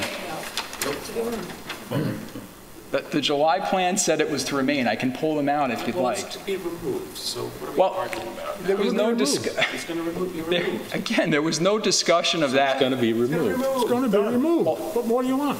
I want an opportunity to review the calculations to confirm. He said it's going to be removed, and it's going to go back to what it was before, that small patio between the pool and the pool house. Right. Again, the application initially, not only has there been a back and forth, but the numbers have never been consistent. The first two plans had the same calculations when one said it was going to remain, one be removed. And no one's had a chance to recheck these calculations and compare them. They were submitted at 3 o'clock today. That's why there's a letter from the two design professionals saying there's been absolutely no change other than to accede to his request, which is to move either wings. So talk about no good deed being going unpunished. I accede to his request, and now he stamps his feet and says, despite the two design professionals saying that this has no change other than to remove what he wants to remove, now he's going to stamp his feet and say, I'm playing some foul game. I'm saying there hasn't been an opportunity to review. The first two plans that were provided, one showed that patio to be removed, one showed it to remain, and the calculations were exactly the same. So I think... So you got the plan today, correct? Yes, so review I did. And I'm asking for an opportunity to review that and review the calculations. Review it, go ahead. Okay, well, I'm asking, that's one of the reasons why I'm very close to finishing. one of the reasons that I am going to ask that the record be kept open is to review issues like this, also to review the issue with the applicant not having provided the requested information regarding the septic system. As to the reconstructed pool house, the village's attorney, Mr. Robinson's letter correctly stated that the village code requires that for reconstruction, and this is the village code, reconstruction of any structure, this board must issue a wetland special permit. Same thing with the ARB. This board needs to evaluate, and it's never had the opportunity to evaluate the pool house in order to take into consideration the environmental impacts of all structures on this property within the wetlands. The pool house burnt down, and its original construction predated the current wetlands law. So to the extent that there's this argument that the moratorium waiver applies to a reconstruction, it didn't. It applied to the original construction. And the law that required a permit for reconstruction occurred after the moratorium waiver. That's a point that we'll take up with our attorney. Okay, well, I'd like an opportunity to respond to Mr. Bennett's letter again of yesterday on this issue. I raised this issue on June 22nd. I mean, this is not new, and the applicant's finally every issue that you're now raising about the pool house? About the pool house. We raised this back in June, and the applicant is now submitting 3 letters this week with all new theories every day. 2 years too late. Well, we'll get to that. As I said, we're going to discuss that with Mr. Robinson and get his interpretation of it. That's the interpretation that we'll take. Okay. No, our attorney, that's what he's paid for. I respect that, and I just want to give you, in terms of my response to Mr. Bennett gave you his legal interpretation. I'd like to just summarize our interpretation of some of the arguments he's made and have an opportunity to respond to some more.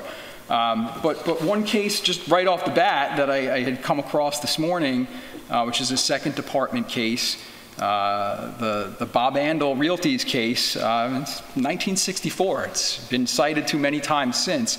The owner of a permitted non-conforming building has no vested right to reconstruct it in non-conforming form after it has been partially destroyed by fire, and the municipality may impose reasonable restrictions on such rebuilding. Again, the it is. The reconstruction provision that this village enacted was in 1989, making the structure non-conforming. Okay? The initial moratorium waiver, I'm not challenging the building permit for the initial pool house. It's for the reconstruction of the pool house. As far as the get a waiver, is it non-conforming? It's conforming at that point, right? No, as I said, we're going to discuss that with Mr. Robinson. It's like a variance. It's conforming. It's conforming. But no, there was no variance granted. The wetlands law didn't exist at that time. This is something that we're going to I understand. And I just for the benefit, I wanted an opportunity. I'm sure you can figure it out. Okay, but I think the board's entitled to just hear on that issue. Over the head, you know. As far as the time limitation, the time period doesn't apply to the village. I think Mr. Robinson, I hope will guide you in that direction. The Court of Appeals has made clear municipalities cannot be stopped from enforcing their zoning laws. Your own village code provides if the building inspector, section 11637E4, if the building inspector should mistakenly issue a building permit which violates the provisions of this chapter, that building permit shall be invalid. That's it. The village has every right to enforce its code, irrespective of whether somebody objected timely or not. That's not the measure. The measure is that this village cannot be stopped from enforcing its own law. Just so it is clear, I know there was some discussion and some, given probably the volume of submissions here, some confusion. There were letters that Mr. Gifford did submit to this board, to the ARB, objecting to the pool house back on April 10th and May 1st. There are exhibits F and G to my August 8th letter. And we also, as Exhibit H to that letter, provided information. We spoke about this. He didn't. We spoke about this before. If you want to challenge the building inspector. No, but there was. I know that the chairman had said there was a question. Did we ever receive that letter?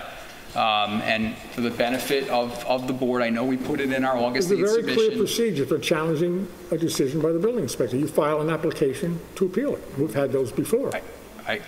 But in terms of notice to the village, I did want to just make clear, because there was a question. A couple other points, just finally, with regard to the New York State DEC determination and the village's moratorium waiver. Again, no one's claiming the original construction was improper.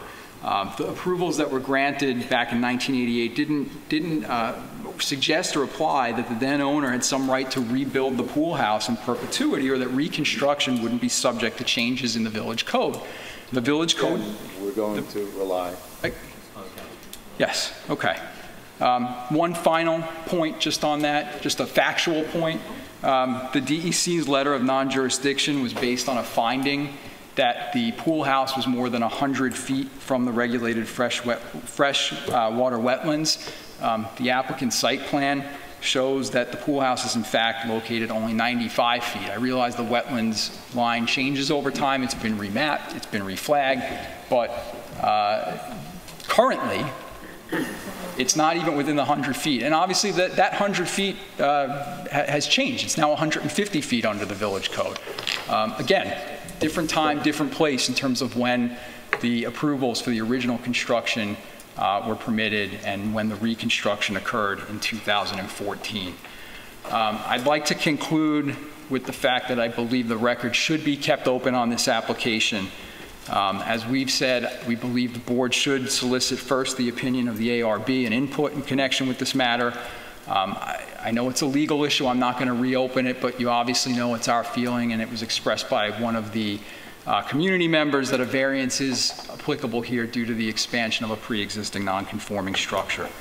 And that given that this house is one of the most historic homes on the lake, the ARB input is appropriate, especially when it comes to considering other alternatives the applicant has, which is applicable under the wetlands code, as well as the character of the community in this property.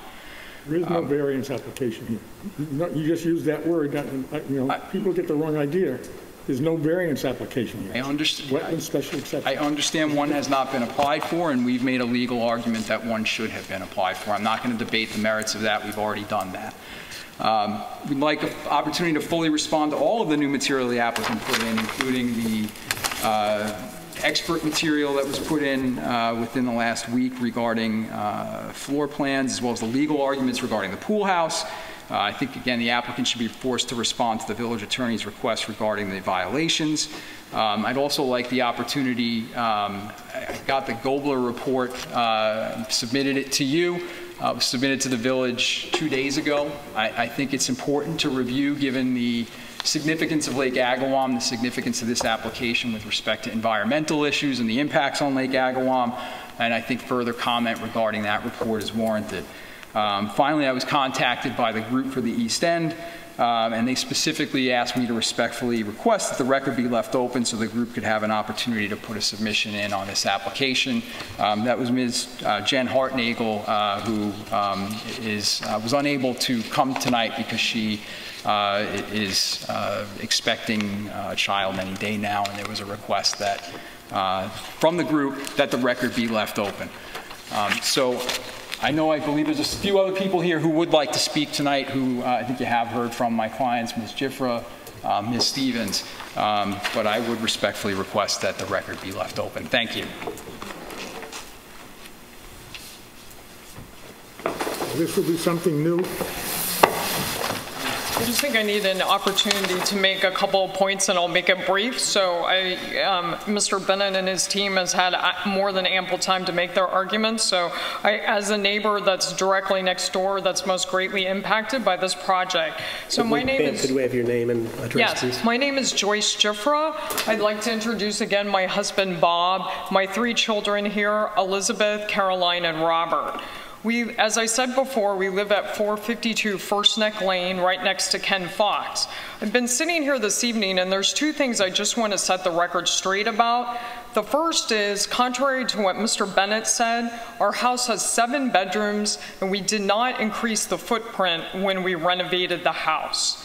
And the second thing is, I just wanted to make clear, as Patrick said, We are open to some kind of reasonable proposal from Mr. Fox, and we've made that clear to our neighbor, some very reasonable proposal, including a 2-car garage. We love our home, and we love the small neighborhood of our historic 4 homes within our shared driveway in the small community. In February, my husband received a call from Mr. Fox, who said he was proposing an addition to the house. And when we saw the plans, we were shocked. He wasn't proposing a small addition, he's proposing basically to build a second house. Unfortunately, except for not increasing the height of Mocomanto, he still wants to double the size of this house, and he's only dropped 1 room.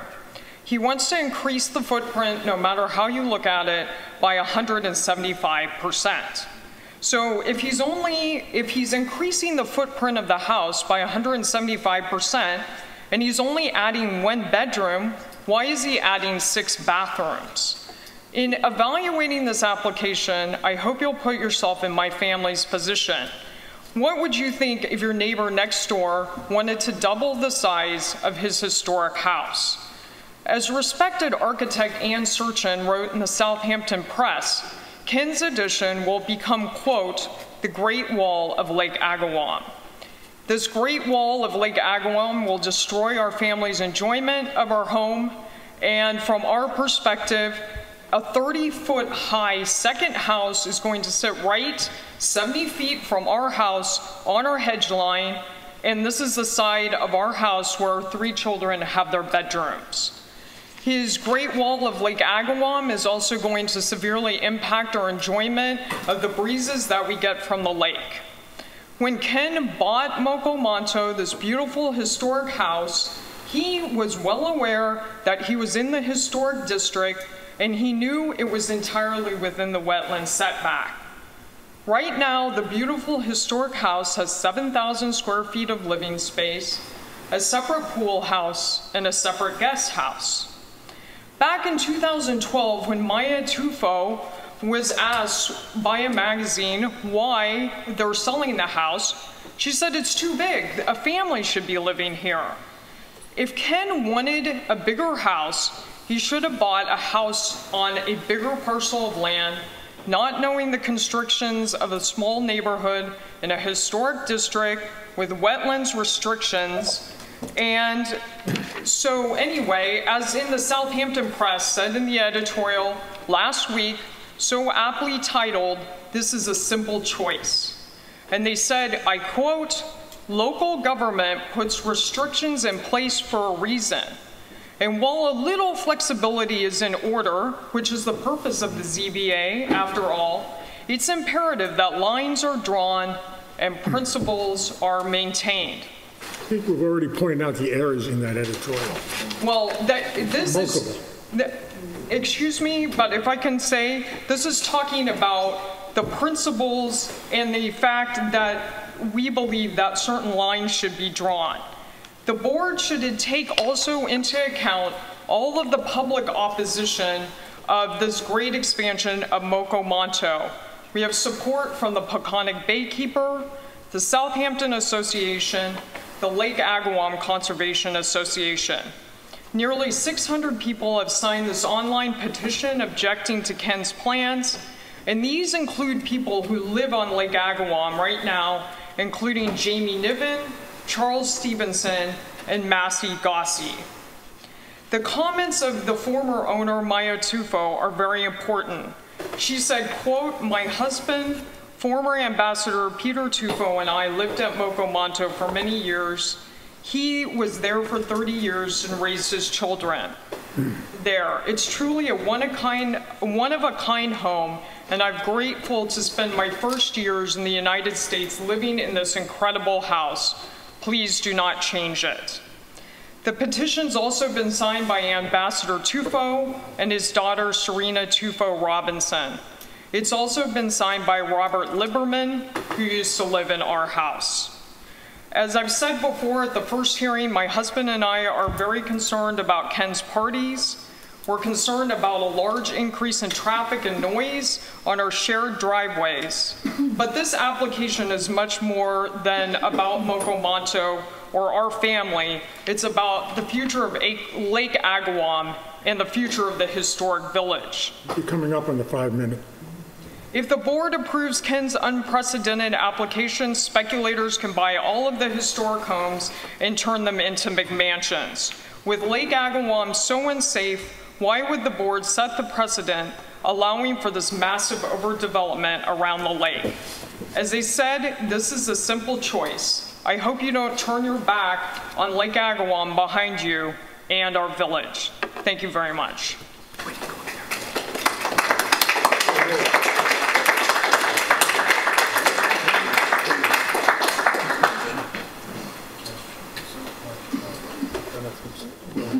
Kit, do you have anything to say on this before we make a decision on closing or opening or whatever? We did receive some information tonight that may be worth looking at, and I think I would like the applicant to at least look at the issue that was brought up regarding phosphorus and the increase as a result of the innovative alternative system, and perhaps their expert that did participate in prior studies of Lake Agawam may be able to address that as well. And I have not had a chance to review the Goldberg report, although it's been out since February. I just received it tonight. Would you like us to keep it open, or would you like us to close it for written? I mean, we have heard a tremendous amount of testimony, and perhaps if the applicant would be submitting something from their expert with respect to the phosphorus increase from the IA system, if that can be done in writing and the board is comfortable with that and council, I'm fine with that. I think we've heard an awful lot of testimony. Oh, you have any comments? Wait, he's saying. Question, I'm sorry. Question that I guess for me as a board member, from you as our advisor on wetlands, we hear a lot of testimony about, we have a large buffer that would be put between the wetlands and its upgraded septic system versus the number of bathrooms. And I'd like to get a handle on better if you think that those improvements are a net benefit, or is it a draw, or would it be a negative? In other words, with nitrogen loading from, I've heard testimony, this new septic system is 50% more efficient than the current systems that they have. And we've heard testimony of how much the distance of a buffer as far as, a filtering system. So the net impact of that versus this new construction. So I'd like to get a better opinion from you on. Yeah, I did. I reviewed the Lombardo report that was submitted by the applicant, and I thought that there was some compelling information there. That basically you have a sanitary system with the pool house that's less than 200 feet. It's 140 feet. That's going to be moved to 200 feet and combined with the system from the house. So you've got a source that is less than the normal setback and discharges nitrogen between 50 and 60 milligrams per liter. The IA system is expected to treat down to about 19 milligrams per liter. So it's anywhere from a half to a third less than the current discharge. The health department has taken a position with respect to the volume of flow from the home as a result of bedroom count. And so the applicant has presented information supporting their position as far as bedroom count, and I think that the board has found that information to be compelling. The Lombardo report also discusses the reduction of nitrogen from existing turfed areas that are within the 125-foot landscape setback, and that the removal of that will quantitatively reduce the nitrogen from that source. And I found that to be interesting and also compelling. So I do see scientific evidence that, to me, speaks to a reduction in nitrogen load as a result of this project, both from sanitary as well as removal of fertilized turfed areas. And that has been quantified.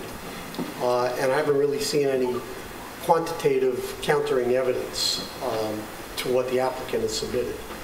And then just, from a practical standpoint, an expanded wetland buffer that increases natural vegetation in place of turfed areas, to me has a substantial benefit to wildlife, as well as filtering pollutants from other upland areas. And so that's a little harder to quantify, but is a direct benefit that doesn't currently exist. So I didn't really hear anything that counters that benefit. I heard a lot of talk about potential impacts to Lake Agawam and so forth, but that expanded buffer area is very good for wildlife, very good for habitat, very good for filtration of pollutants, and removes an existing nitrogen source. So again, we have to weigh all of those factors, but that's kind of where I see at least the science with respect to the wetland buffer and the sanitary system. Thanks. Paul? I favor closing the public hearing subject to submissions, because I think that we have had a presentation reply, counter reply, sur-reply sequence going on. It seems to me that this has come down to basically now discussion of experts and your staff opinions. The concern I've got at the moment, or the question, is how to organize that in terms of time. Mr. Fife has requested the opportunity to reply to submissions by Mr. Bennett. Mr. Voorhees is requesting time to submit documentation to the board. Or ask the applicant with respect Or to ask the phosphorus. applicant. So that would require Mr. Bennett's reply, and then Mr. Fife is going to want the opportunity to reply to that. So I'm thinking... We don't have to have this decided by next month. Correct. So No, just we could give them as much time as is reasonable. Why don't you just set a date by everybody? I have no problem. I don't need replies or reply. Just set a date where we put in our final papers. I don't care. Can just what time? Well, first, I urge that you keep the public hearing open with respect to the limited issues that we with respect to just the limited issues that we discussed. I heard you. Right. I heard you. So submit your response in writing. I think by the time we do that, and if there is some kind of response back and forth, it's actually going to take longer than if you just keep the public hearing open. Set a date, we put our final stuff in. We want to put an end to this. So, Chip, can you get to John then within 2 weeks what you need? No, I think he understands. I understand it perfectly. Okay, you do. All right. So then, why don't you submit that within 2 weeks from today? Let me finish. Sorry, Bo. Sorry. Submit that within 2 weeks. Provide a copy to Mr. Fife. And then from that 2 weeks, you both have 2 weeks to make your final cross submissions. So we could have it by, say, the next public By the next public hearing, all the submissions should be finished. We have 5 weeks the next Exactly. That's fine. I have no problem And with then after that, we could, all right, in so the 2 meanwhile, we weeks go over all from... this information again. Yeah, exactly. Hang on. September the 28th. Yeah, it's the next meeting. Next public meeting, yeah. And the work session's the 19th, but we'll give them until the 28th. Yeah.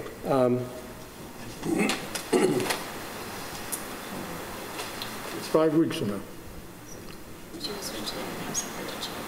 So, John, September 7th, you'll make the reply to Chick, close the business, and then by the 28th, you and Mr. Fife will submit your whatever further information you want. Right. Okay? Yes. I'm going to move that we close this written submission according to the dates given by...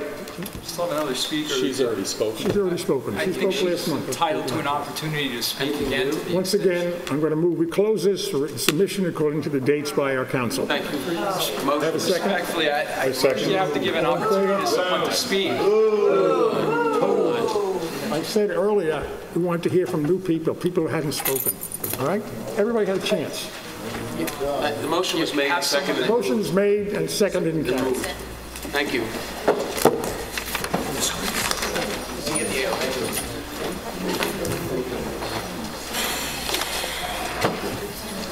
Want to take a break? Yeah.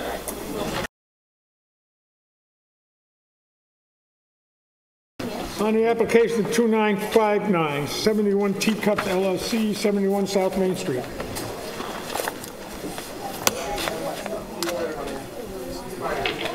Hey, Mr. Chairman. Chuck Bowman, Land Use Ecological Services, 570 Expressway Drive South, Medford, New York, representing the applicant. Just to review this application, we first came before you for a proposal to put a swimming pool in the driveway area. There is a drainage swale. We are requesting a wetlands natural resource permit at the board's request, and we all agreed it was a great idea. We moved that pool to the lake side, making sure it was within the slope area that was already there. The existing pool is, I think you all remember, was pretty much unsafe. We also had prepared a mitigation plan that is going to take the village drainage easement and turn it into a sediment functioning filtration basin. That has all been designed, and you have that in front of you. At our last hearing, you seem to be looking favorably at that plan, and I was asked to provide some additional information, which you now have, which really were details to the retaining walls, also a specific planting plan with quantities and species, which you have in front of you. So at this point, I don't think unless there's any other questions, I don't think, I believe you do have all the information you need. I also wanted to mention that the applicant has also contacted Gil Flanagan's office because I had mentioned that it would be very important for the village to have a maintenance easement to the swale area, so that in the future, if the pipe needed to be replaced or some of the sediments need to be removed to make it function better as sediments from stormwater do build up, that would be in place, and it would be, the village would be able to do that. He is working on that. Again, if you have any other questions, I'd certainly be happy to answer. Well, I think the thing here was the pool, and where the pool is now, you walk out the sliding doors in the water. That's correct. I think we've met your suggestions, and again, the last meeting, I think the plan was looked upon favorably, but we just needed more details on it, which is really the submission you're looking at. No, I think it's great. Mark? Chick, okay with it? Chick? I just wanted to confirm that the August 15th letter with your submission has all the current plans and all the correct dates. That is correct. That's your most recent submission. That is correct. And that has all the quantities that you had asked for with the species identified and the number of plants. Wayne, you have any? Chuck, the only question I have is your survey refers to an agreement from 1984, the so-called easement. Did you submit a copy of that? That was submitted in the original application, and that's where... so that should be in the file. It should be in the file. And that's where... I'm going to look for it, and if it's not, I'm calling you up. You can do that. and again, I think it's real important. That easement doesn't have any maintenance, any way to maintain anything. So while we're doing this, if we can get an easement with the village and the owners... So you're only offering it over your portion of the property, though? Correct, but there is they have a driveway that comes in that certainly can be used to access this, and it'll be open for access. We made sure of that. I think it's the only way you would be able to access it. Oh, absolutely. Yes. Chuck, can I ask you, is this a copy of the document you're talking about? Didn't appear to be a signed instrument or recorded or anything? Yes, it is. That's the owner that granted the easement. I recognize that. So do we have a complete document signed by somebody? I can certainly go back in, and I know Gil has it as well, because I've been talking to him. Let's try to find the entire agreement that's signed and so on. Thank you. Is there anyone from the public who wants to refer to this application? We'll close it for decision? Subject to the submission of that one document, yes. That's fine. Thank you, Have a Mr. motion to Chairman. that effect? I move, so move. Second. All in favor? Aye. Thanks. Thank you very much. Have a good night.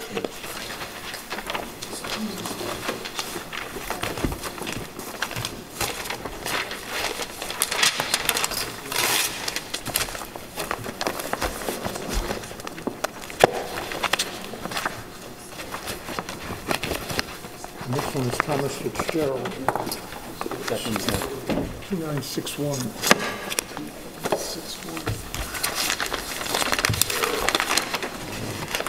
On the application of case number 2961, Thomas Fitzgerald III, 352 Catlettsburg Lane. Good evening, members of the board. John Bennett and Reed for the applicant. And with me tonight is Associate Bailey Larkin and Tim Rump from Aries Design. Always a pleasure to work with Tim. Since we were here last, Mr. Fitzgerald has had several meetings with the neighboring property owners regarding the revegetation of the portion of his property. And we did file a revised plan. We only got in this morning because there were several meetings with the property owners. And I think they were very productive. I believe that those present property owners that were all present are in agreement with the plan, but I think there's a representative here tonight to tell you whether or not that is indeed the case, but I've been told that it is the case. Mr. Fitzgerald is very appreciative for the cooperation that he obtained from his neighbors. What we've done here is gone back to provide a buffer along the lines of the covenant, the original covenant that's filed with the property. I'm going to have Tim Rump explain that. And that was the direction from the board to go back to the original covenant. We've done that. We've also going to add some trees to the area. I'll let Tim go through that. I just want to think, I feel professionally, just from a professional point of view, we did have a core log system, which I think it's probably fair to say that Mr. Rump felt professionally was the more appropriate way to go about things. However, there was vehement opposition from the neighbors, and in the spirit of compromise, we're going to give it a go without that, just because, because there was opposition from it, and so we took that system out. But I just did want to note, and Tim could have said it himself, but I think Tim did feel one way, but in the spirit of compromise, we took the core log aspect of the plan out. Tim, you want to just take us through, and I hope I didn't speak for you too much on that. That's one thing. Mr. Chairman, board members, Tim Rump from Aries Design for the applicant. As Mr. Bennett was talking about, you'll see some various dotted lines on the plan, and I'll explain those. The covenanted line that is shown is this green line here. And then in a discussion with Mr. Voorhees regarding the revegetation of this area, this dark line here down to the covenant line is a representation of the vegetation that existed on site as of September 2013, which is the aerial that Mr. Voorhees and I discussed. And I believe he had a discussion with you at the last work session regarding that. So we've shown to revegetate the area on the south side of the property up to that existing, or that line that existed as of September 2013. As well as revegetating to the seaward side or the wetland side of the covenanted wetland buffer area with this green line. And as Mr. Bennett was saying, based on discussions with the neighbors and our client, we have removed the detail of the core log at the edge of that dug pond. Are they unsightly, or is that the reason why they were taken out? It was just there's a fairly strong reason, a fairly strong feeling from the neighbors, and rather than stick to our thoughts about this, we just decided it was the better course just to work without them. Well, I think part of the reason is that there's a thought that the dug pond will evolve into a wetland area, and I think that's what the neighbors would like to see instead of the dug pond being there. And that's to me that would be the reason. You show a root barrier? Yes. Is this one we've seen before, or is this a new type? No, this is pretty much the same type we've used in various applications. Yeah, that's all right. Can you explain that a little bit, how that works? How that's installed and what that... That's installed, in a trench, by hand. How deep? It goes down to basically groundwater.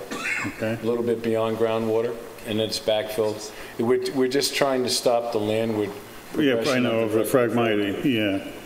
I just, so you hand dig the trench to groundwater? Right. Yeah, and what is the material of that? It's a plastic sheathing. Okay. That's you just basically backfill against that? Yes. Okay. Yeah, and it interlocks together in a vertical manner.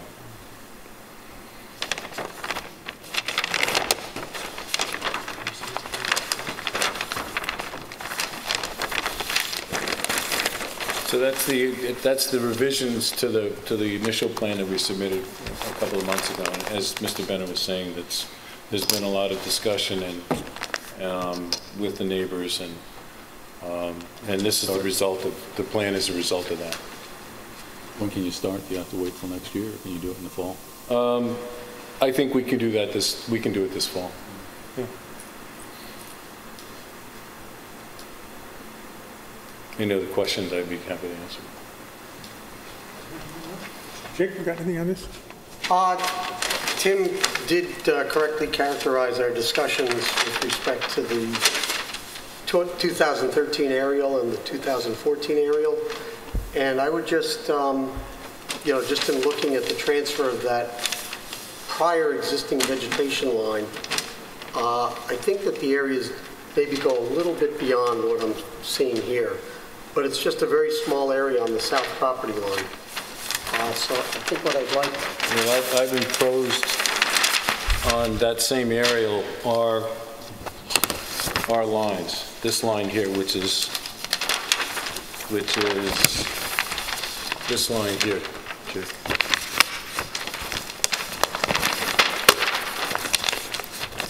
This line here is this line.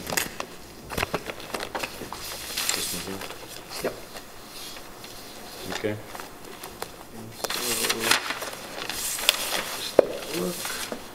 So are there additional trees in this area within 125 that were removed back here? This is the existing maple, which is here. That should be this one. Right there, rather. Right, so it looks like there's vegetation that goes beyond that between the maple and the line that you have. But all I've done is revegetated up to that line. And I know while ultimately the board has the final say in this, we did show a line of shad, which was part of the negotiation, as it were. I know that's not binding by the board, on the board, but that was certainly the preference of the neighbors. John or Tim, what is proposed in that area that Chick is asking about? Is that supposedly nothing. Other vegetation? What was in there before, and now when you say nothing, it's going to be lawn? Yeah. Well, this is the maple that's shown here. Yep. Right, and then there was deciduous material here, but this is also coniferous. Yeah, I mean evergreen material. Evergreen. Yes. Yeah. That's on the neighboring property, though, isn't it? A lot of this is on the neighboring property. This is the property line here. Yep. And then the other area is this was an existing maple, Yes. and there's additional vegetation in this corner that does not seem to be reflected in Well, this is the replacement. This is the line right here. Right. This white Again, line. it's these two areas between the existing tree and just a little bit beyond the line that you transferred. I believe there was additional vegetation in those areas. So we'll take a look at this. This, what is this, the north side? The north side. And the south side. Just so I know. Right here. The circle. I'm going to draw it on. Just this area generally, Chick? No, from here down, in this area right here. Okay. Yes. Excellent. This Okay. area here. Okay.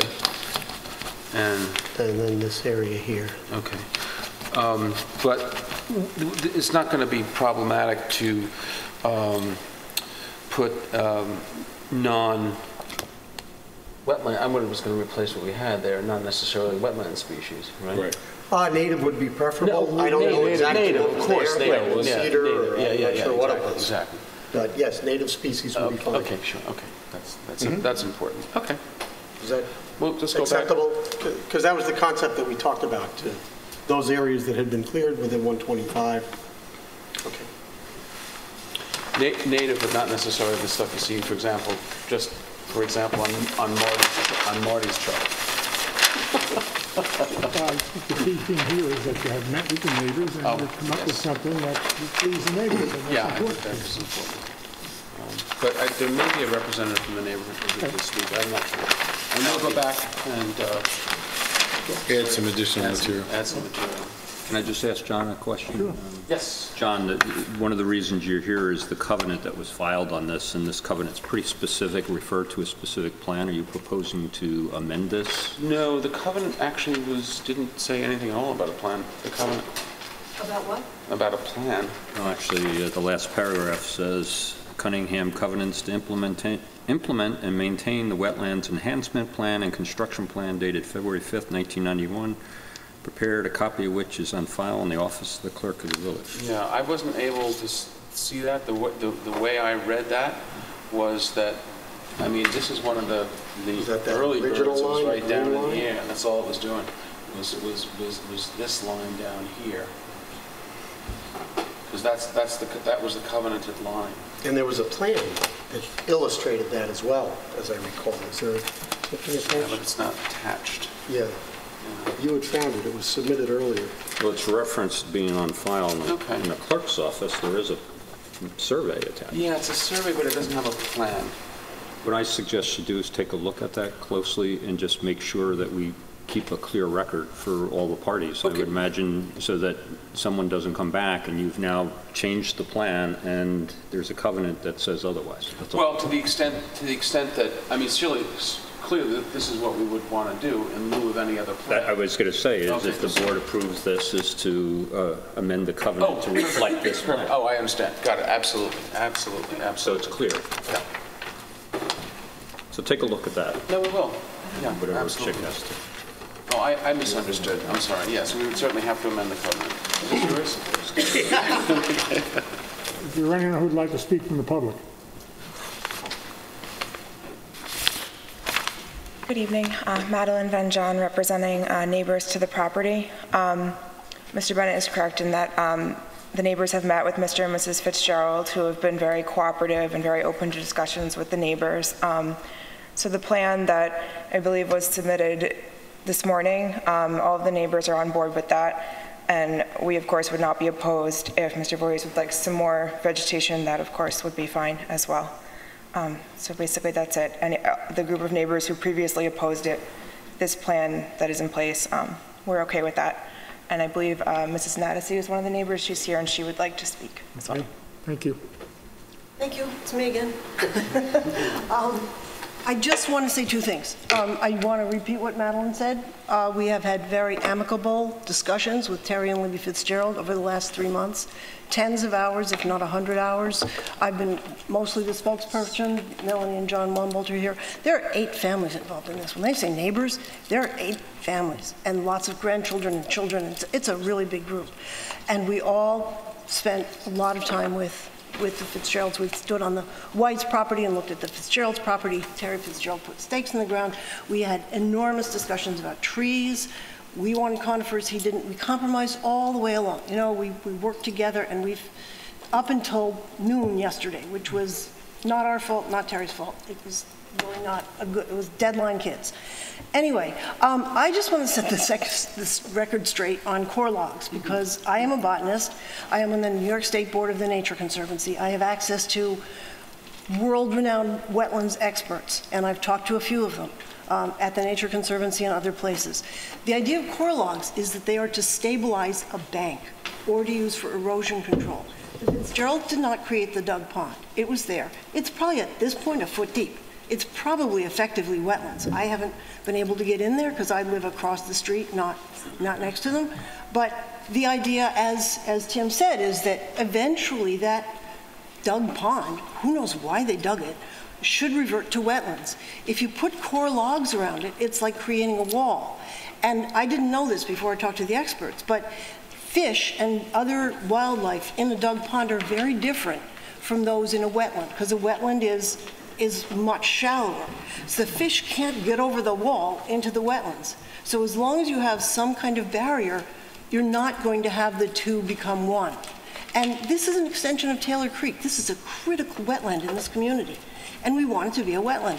And Terry agreed with us. And Libby agreed with us. So we're in agreement on this. I think you should know that. Good to hear. Yeah, no, I mean, but it wasn't easy, and we all compromised and we worked together, and it really worked. That's how it should be done, huh? It should be. It's just Shocking, crazy. right? Shocking. Oh my God, there's an agreement.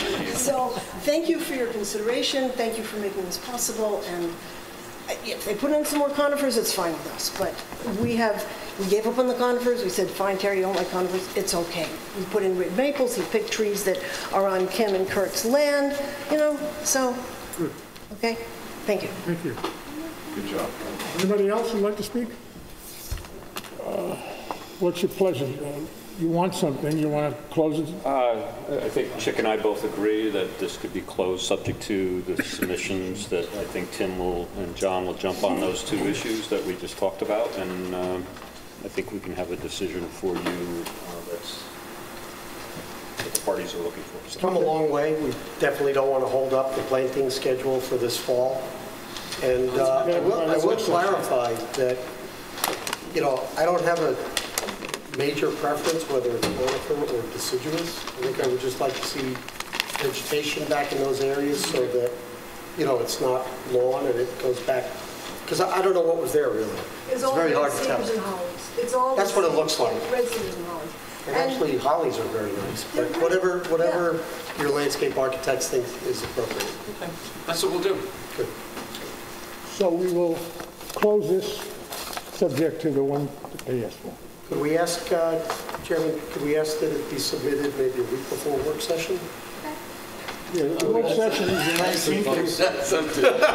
I know you might mess up his sailing schedule. That's what I'm worried about for me. I don't care about him. If we need more time, we'll kick it over. I know. I better not talk to you. Yeah, that's fine. It's not too much, Dan. Okay. Great. I can have a motion to close it, subject to. I move, so move. Second. All in favor? Aye. Thank you very much.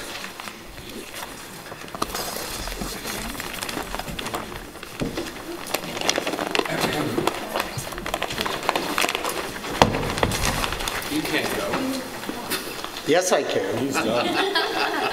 I have to get beaten up by these guys first, and then I can leave. You don't have anything to do with life stories or something like that? No, sorry. And there's 3 new ones with no new wetlands. So I will look forward to seeing you gentlemen next month. All right, Chick. Thank you very much for Great your night. input. I need 2972. This goes in we're going to kick this upstairs.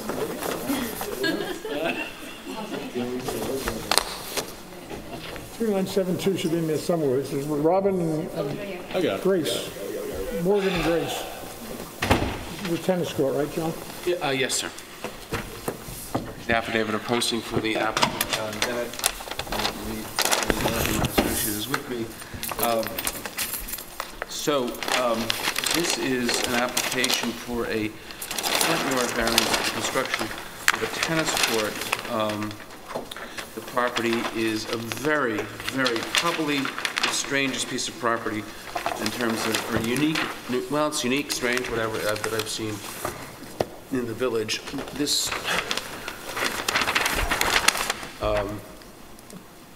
zoning aside, to a certain degree, this is a parcel that really wants to be 2 lots, but I don't, in any event, because you have an area of this lot that is totally removed from the other portion of the lot. So one of the things I want you to keep in mind when you're viewing this application is, if you look at Terry Rice's commentaries to the village zoning law, the state zoning law that's contained in the McKinney's sections, he says you look at the 5 factors that you now look at for a zoning application, and they're not all weighted the same. And clearly the one that has the most weight is the character of the neighborhood, because if you're not impacting the character of the neighborhood, it's really difficult to demonstrate that there's some harm or some foul that would befall the public by reason of a grant of the variance.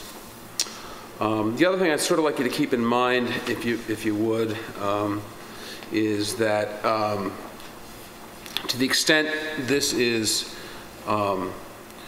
improved by a tennis court, you'll in effect be sterilizing from any further residential development this northerly area of the lot, whether it be by a request for some sort of subdivision or some sort of guest house. It's not really appropriate to have this be unusable, and we think this is a very more than reasonable request, more than reasonable use, particularly when you look at the character of the neighborhood, because this is an area that does have some tennis courts that are close to the road. We originally started out with a court at 65? 55 feet, 55, 60 feet. Some from the, I think it was actually 60, and then we moved it to, the application came in, it was a request for a front yard variance to 60 feet with a request for a 30-foot rear yard. Mr. Bregman's client, and Mr. Bregman's here this evening, in support of the application, I believe, but I'll let him speak for his client. Then after his opposition from Mr. Bregman's client, I moved the court from 30 to 35, which meant that at least I conformed from the rear yard, and then it went to 55, and I received a call from Mr. Bregman and said, how would you feel about a 40-foot tennis court, a 40-foot front yard tennis court, because my client would be supportive of that. I said, it makes my job a little bit harder before the board, but one of the, to a certain degree, but one of the things that is extremely helpful would be your support, and that's something clearly that the board has to take into consideration. Now, why am I talking about the character of the neighborhood? Because as I demonstrated at the first time this was heard, not only is the tennis court a customary accessory structure, but there are at 306, 305 Ox Pasture Road, located west of the subject property, was granted relief to construct a tennis court 30 feet. And there's another property that was granted relief to construct a court 40 feet from Ox Pasture Road. That's the one that's right across the street to the north? Yes. I feel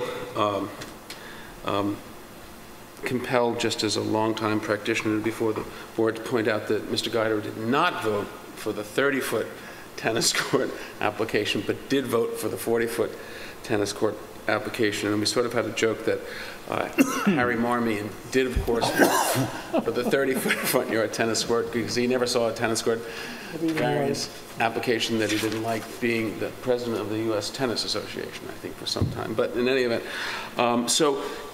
this would not do any damage to the character of the neighborhood. It solves this problem of this outlier parcel. It would sterilize it from any argument for potential further residential development.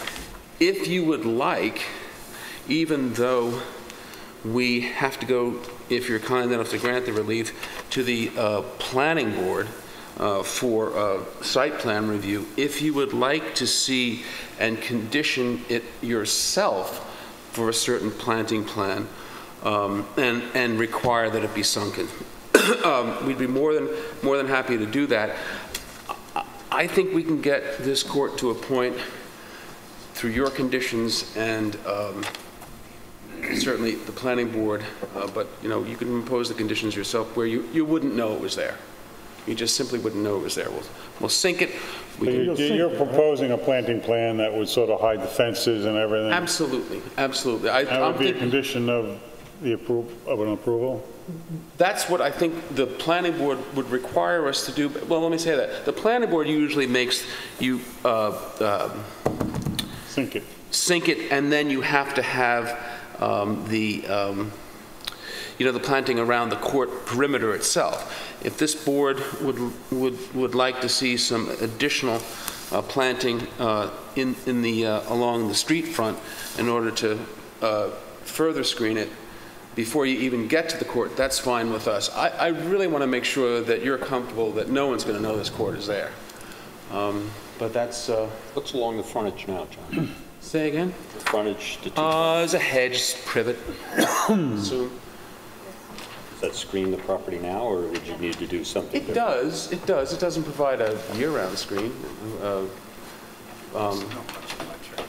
But anyway, in any event, I mean, any conditions about that would be more than happy. Maybe a secondary planting because of that it's a hedge, and I think there's some. I don't know how well that hedge grows there. A lot of shade in that corner. Yeah. Yeah. The only thing you have to be careful of is, and again, we would have to. This would be our challenge to make sure that, when you plant close to privet, too close, kill it. Yeah, but you could. In other words, back it up. Yeah. Yeah, absolutely. Absolutely. So somewhere in between the planting that goes right immediately around the tennis court and that hedge line, have a secondary, site or something, that's a greenery around that gives it a secondary buffer. Absolutely. And to be candid with you, I didn't want to show you that until I found out whether or not this is something you guys would be willing to entertain. That's to be frank with you. But we could show you that. The one variance, the 40 feet from ox pasture. That's all. That's all. It used to be the rear yard, but the neighbor didn't like that, so we moved it even further. And I think Eric might have a couple thoughts on that. There is a letter from the file in support, but you should have my letter. I have extra copies if you need it. Basically, it's Eric Bregman and Farrell Fritz for Fred Tanney. Mr. Tanney is the property right here. You can see it's just south of the court. South of the court with the swimming pool sort of in the middle. So the only thing I would add is that the 40 feet from Oxford, nobody's affected by it. I mean, if you just look at the area, you can see that. If you look directly across the street, there's a tennis court. Yeah. So it's not. There is no adverse effect. The only adverse effect would be if it were closer to Mr. Tanney's property. And so we're asking that that impact be removed and nobody else is impacted by that. So if the board would allow me, I'd like to, bring in a plan that would affect what we were talking about with some secondary planting in this area to, fully buffer it from the public so that it just disappears. Okay. Why don't you do that? Okay, why don't we do that? Thank you, Eric. Is there anything else? Wayne, you know? No. Is there anyone from the public like to hear to this application? So we'll keep it open so you can bring back that plan. Please, wonderful. Thank you. Thank you for your time, gentlemen. I insist you close. I insist you close. Close it for submission? We're going to leave it open. Probably best to leave it open. There might be some back and forth on the plan. It's up to you. I don't want to rush it. No, fine. Can I have a motion that we leave this open for all purposes? Probably the last time I've had So that. moved. Second. All in favor? Aye. Thank you, Eric. Good night. Thank you. Good night, gentlemen. Thank you. Night. Good night.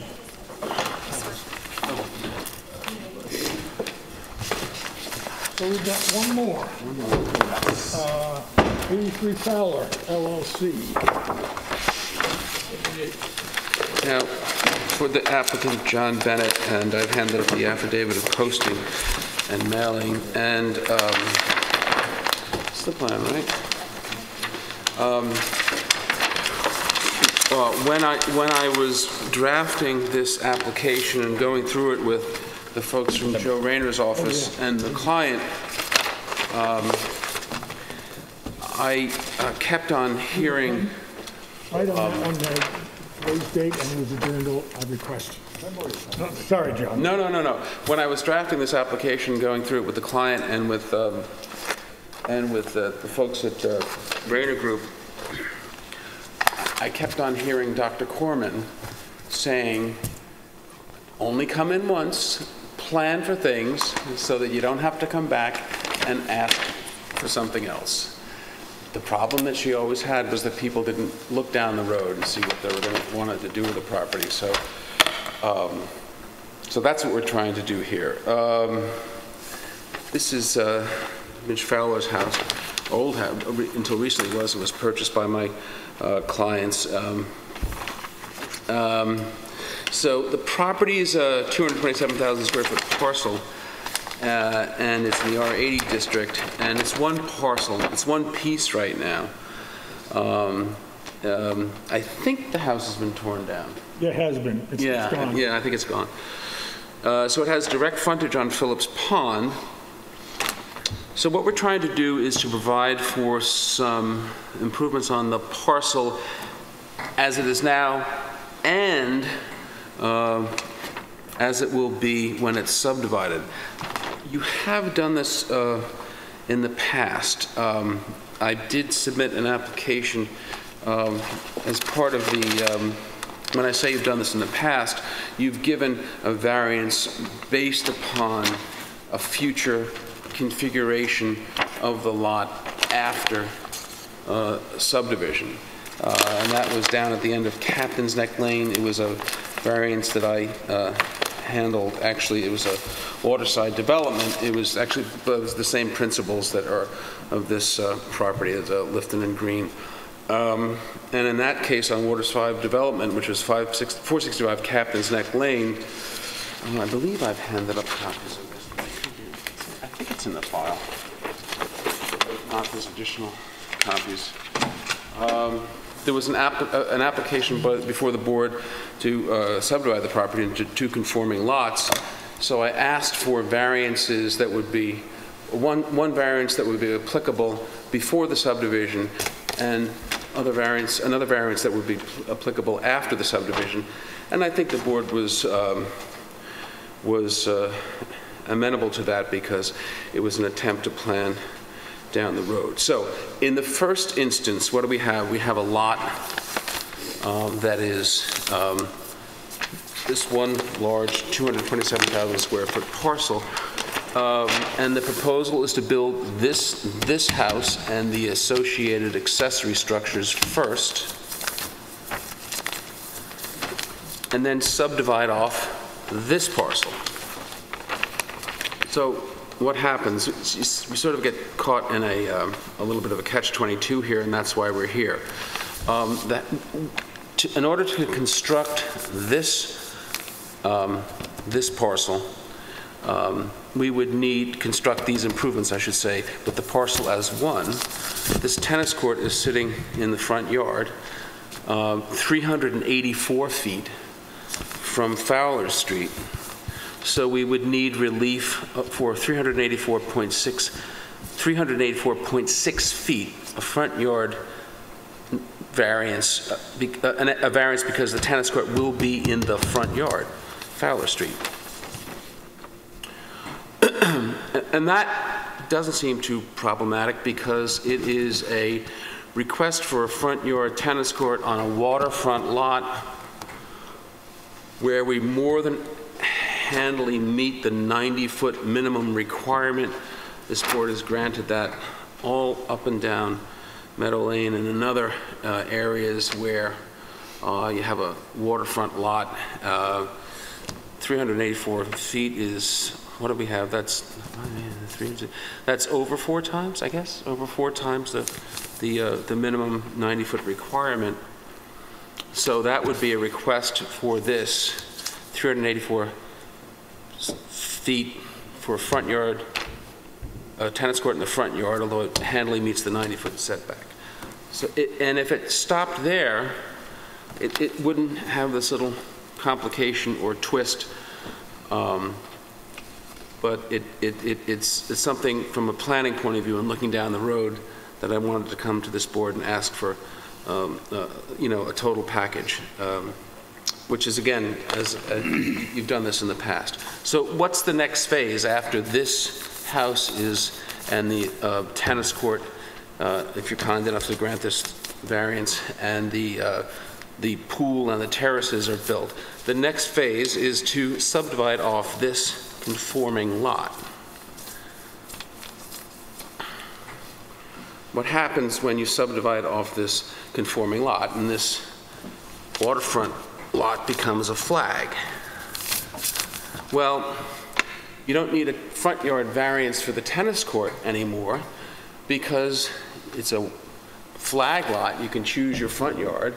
So this tennis court at 35 feet conforms with what will be the chosen rear yard. But then you have some structures in the front yard. You have the pool and essentially the pool. It's the pool and some terracing in what will have to be the front yard. But even that, because the lot is so deep, was a pool and we have a pool and a spa. But even that, because the lot is so deep, is 200 feet from the lot line, and it also conforms, it's more than 150 feet from the wetland setback, so we keep it totally out of the wetlands area, and we keep it 200 feet from the property line, and I would humbly suggest that a request for a front yard, swimming pool, and a spa on a lot that's impacted by wetlands for 200 feet, which would be 110 feet more than the minimum setback, would also be a reasonable request. So what am I asking for? I'm asking for a front yard setback for a tennis court for the lot as it's currently configured, and then after subdivision for a front yard setback for the swimming pool and the spa, because in effect, the front yard variance for the tennis court will disappear.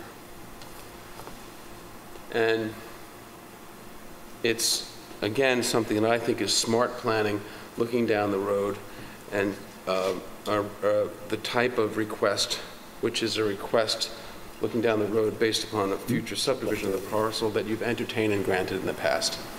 After it gets divided, what's going to be the front yard for the flag lot? Well, this would be the front yard, because what I want to do is then I have a 35-foot rear yard for the tennis court. That's why we've shown the 35 feet for the proposed. This is going to be the rear. Yes. Yeah, that'll be the rear.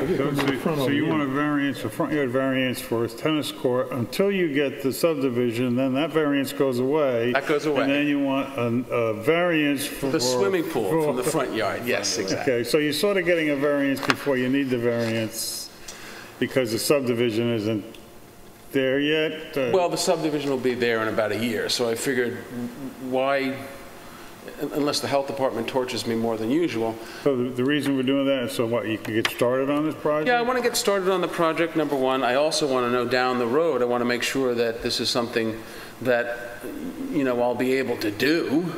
And again, it's not something that is out of the ordinary. You've done it before.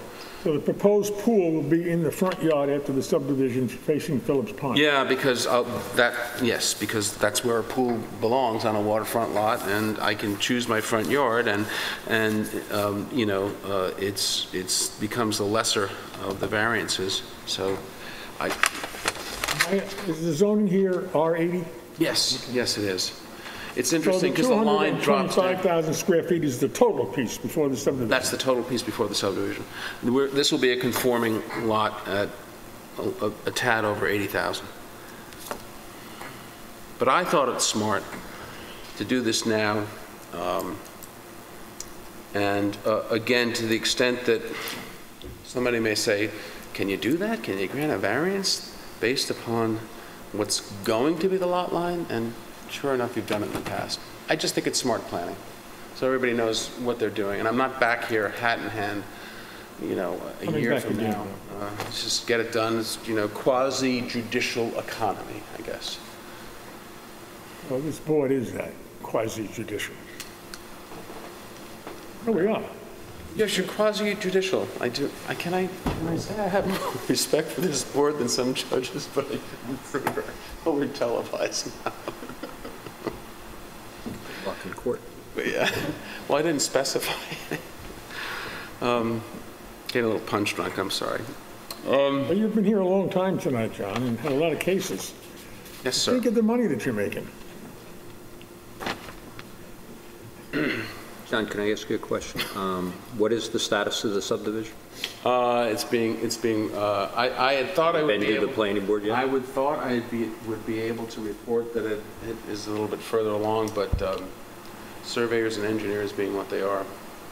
So there's no application pending in front of the planning board yet? Okay.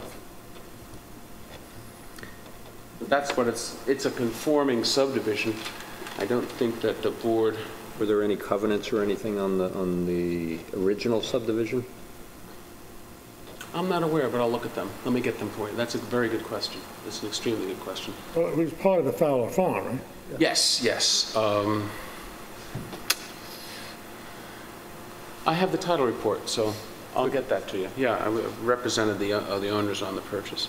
The aerial photograph you submitted, I don't know the date, but has there been anything built on the adjoining lots in this subdivision yet? There are 2 lots that adjoin, and then there's a third lot that does have a house. Right, we can see that, but I'm talking about the next 2. Nothing's on those. I think I could be wrong. I think Leslie Alexander. They have for sale signs on them. Okay, I think he owns them. Those were originally, I think, Peterson lots. Peterson owned those lots. And then, because remember, he owned the house down at the end, or he owned at least one of them. But no, that aerial is accurate to the extent that those lots to the, I guess, the southwestish are not further. They're not built on. Only the lots that's shown on the aerial to the further to the south. Well, this thing is close to groundwater, 3'6" to groundwater where the house is.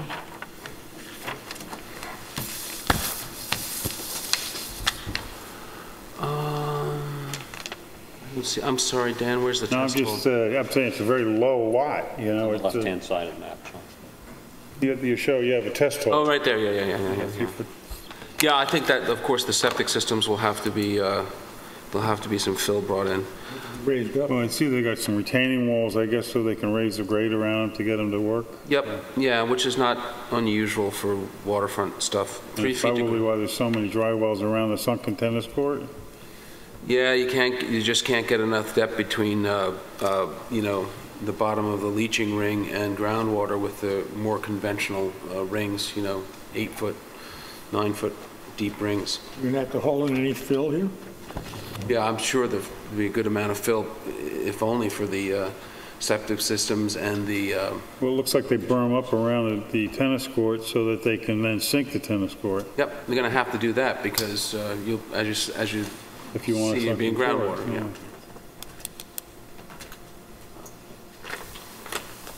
But all that stuff is conforming. I'm not saying that it's not an appropriate question for, line of inquiry, but it is all these are shown, the proposed improvements are shown. There's no need for any variances other than the two I'm requesting, and one of them will go away upon subdivision. So we just thought it was best to come now. And it also lets you plan.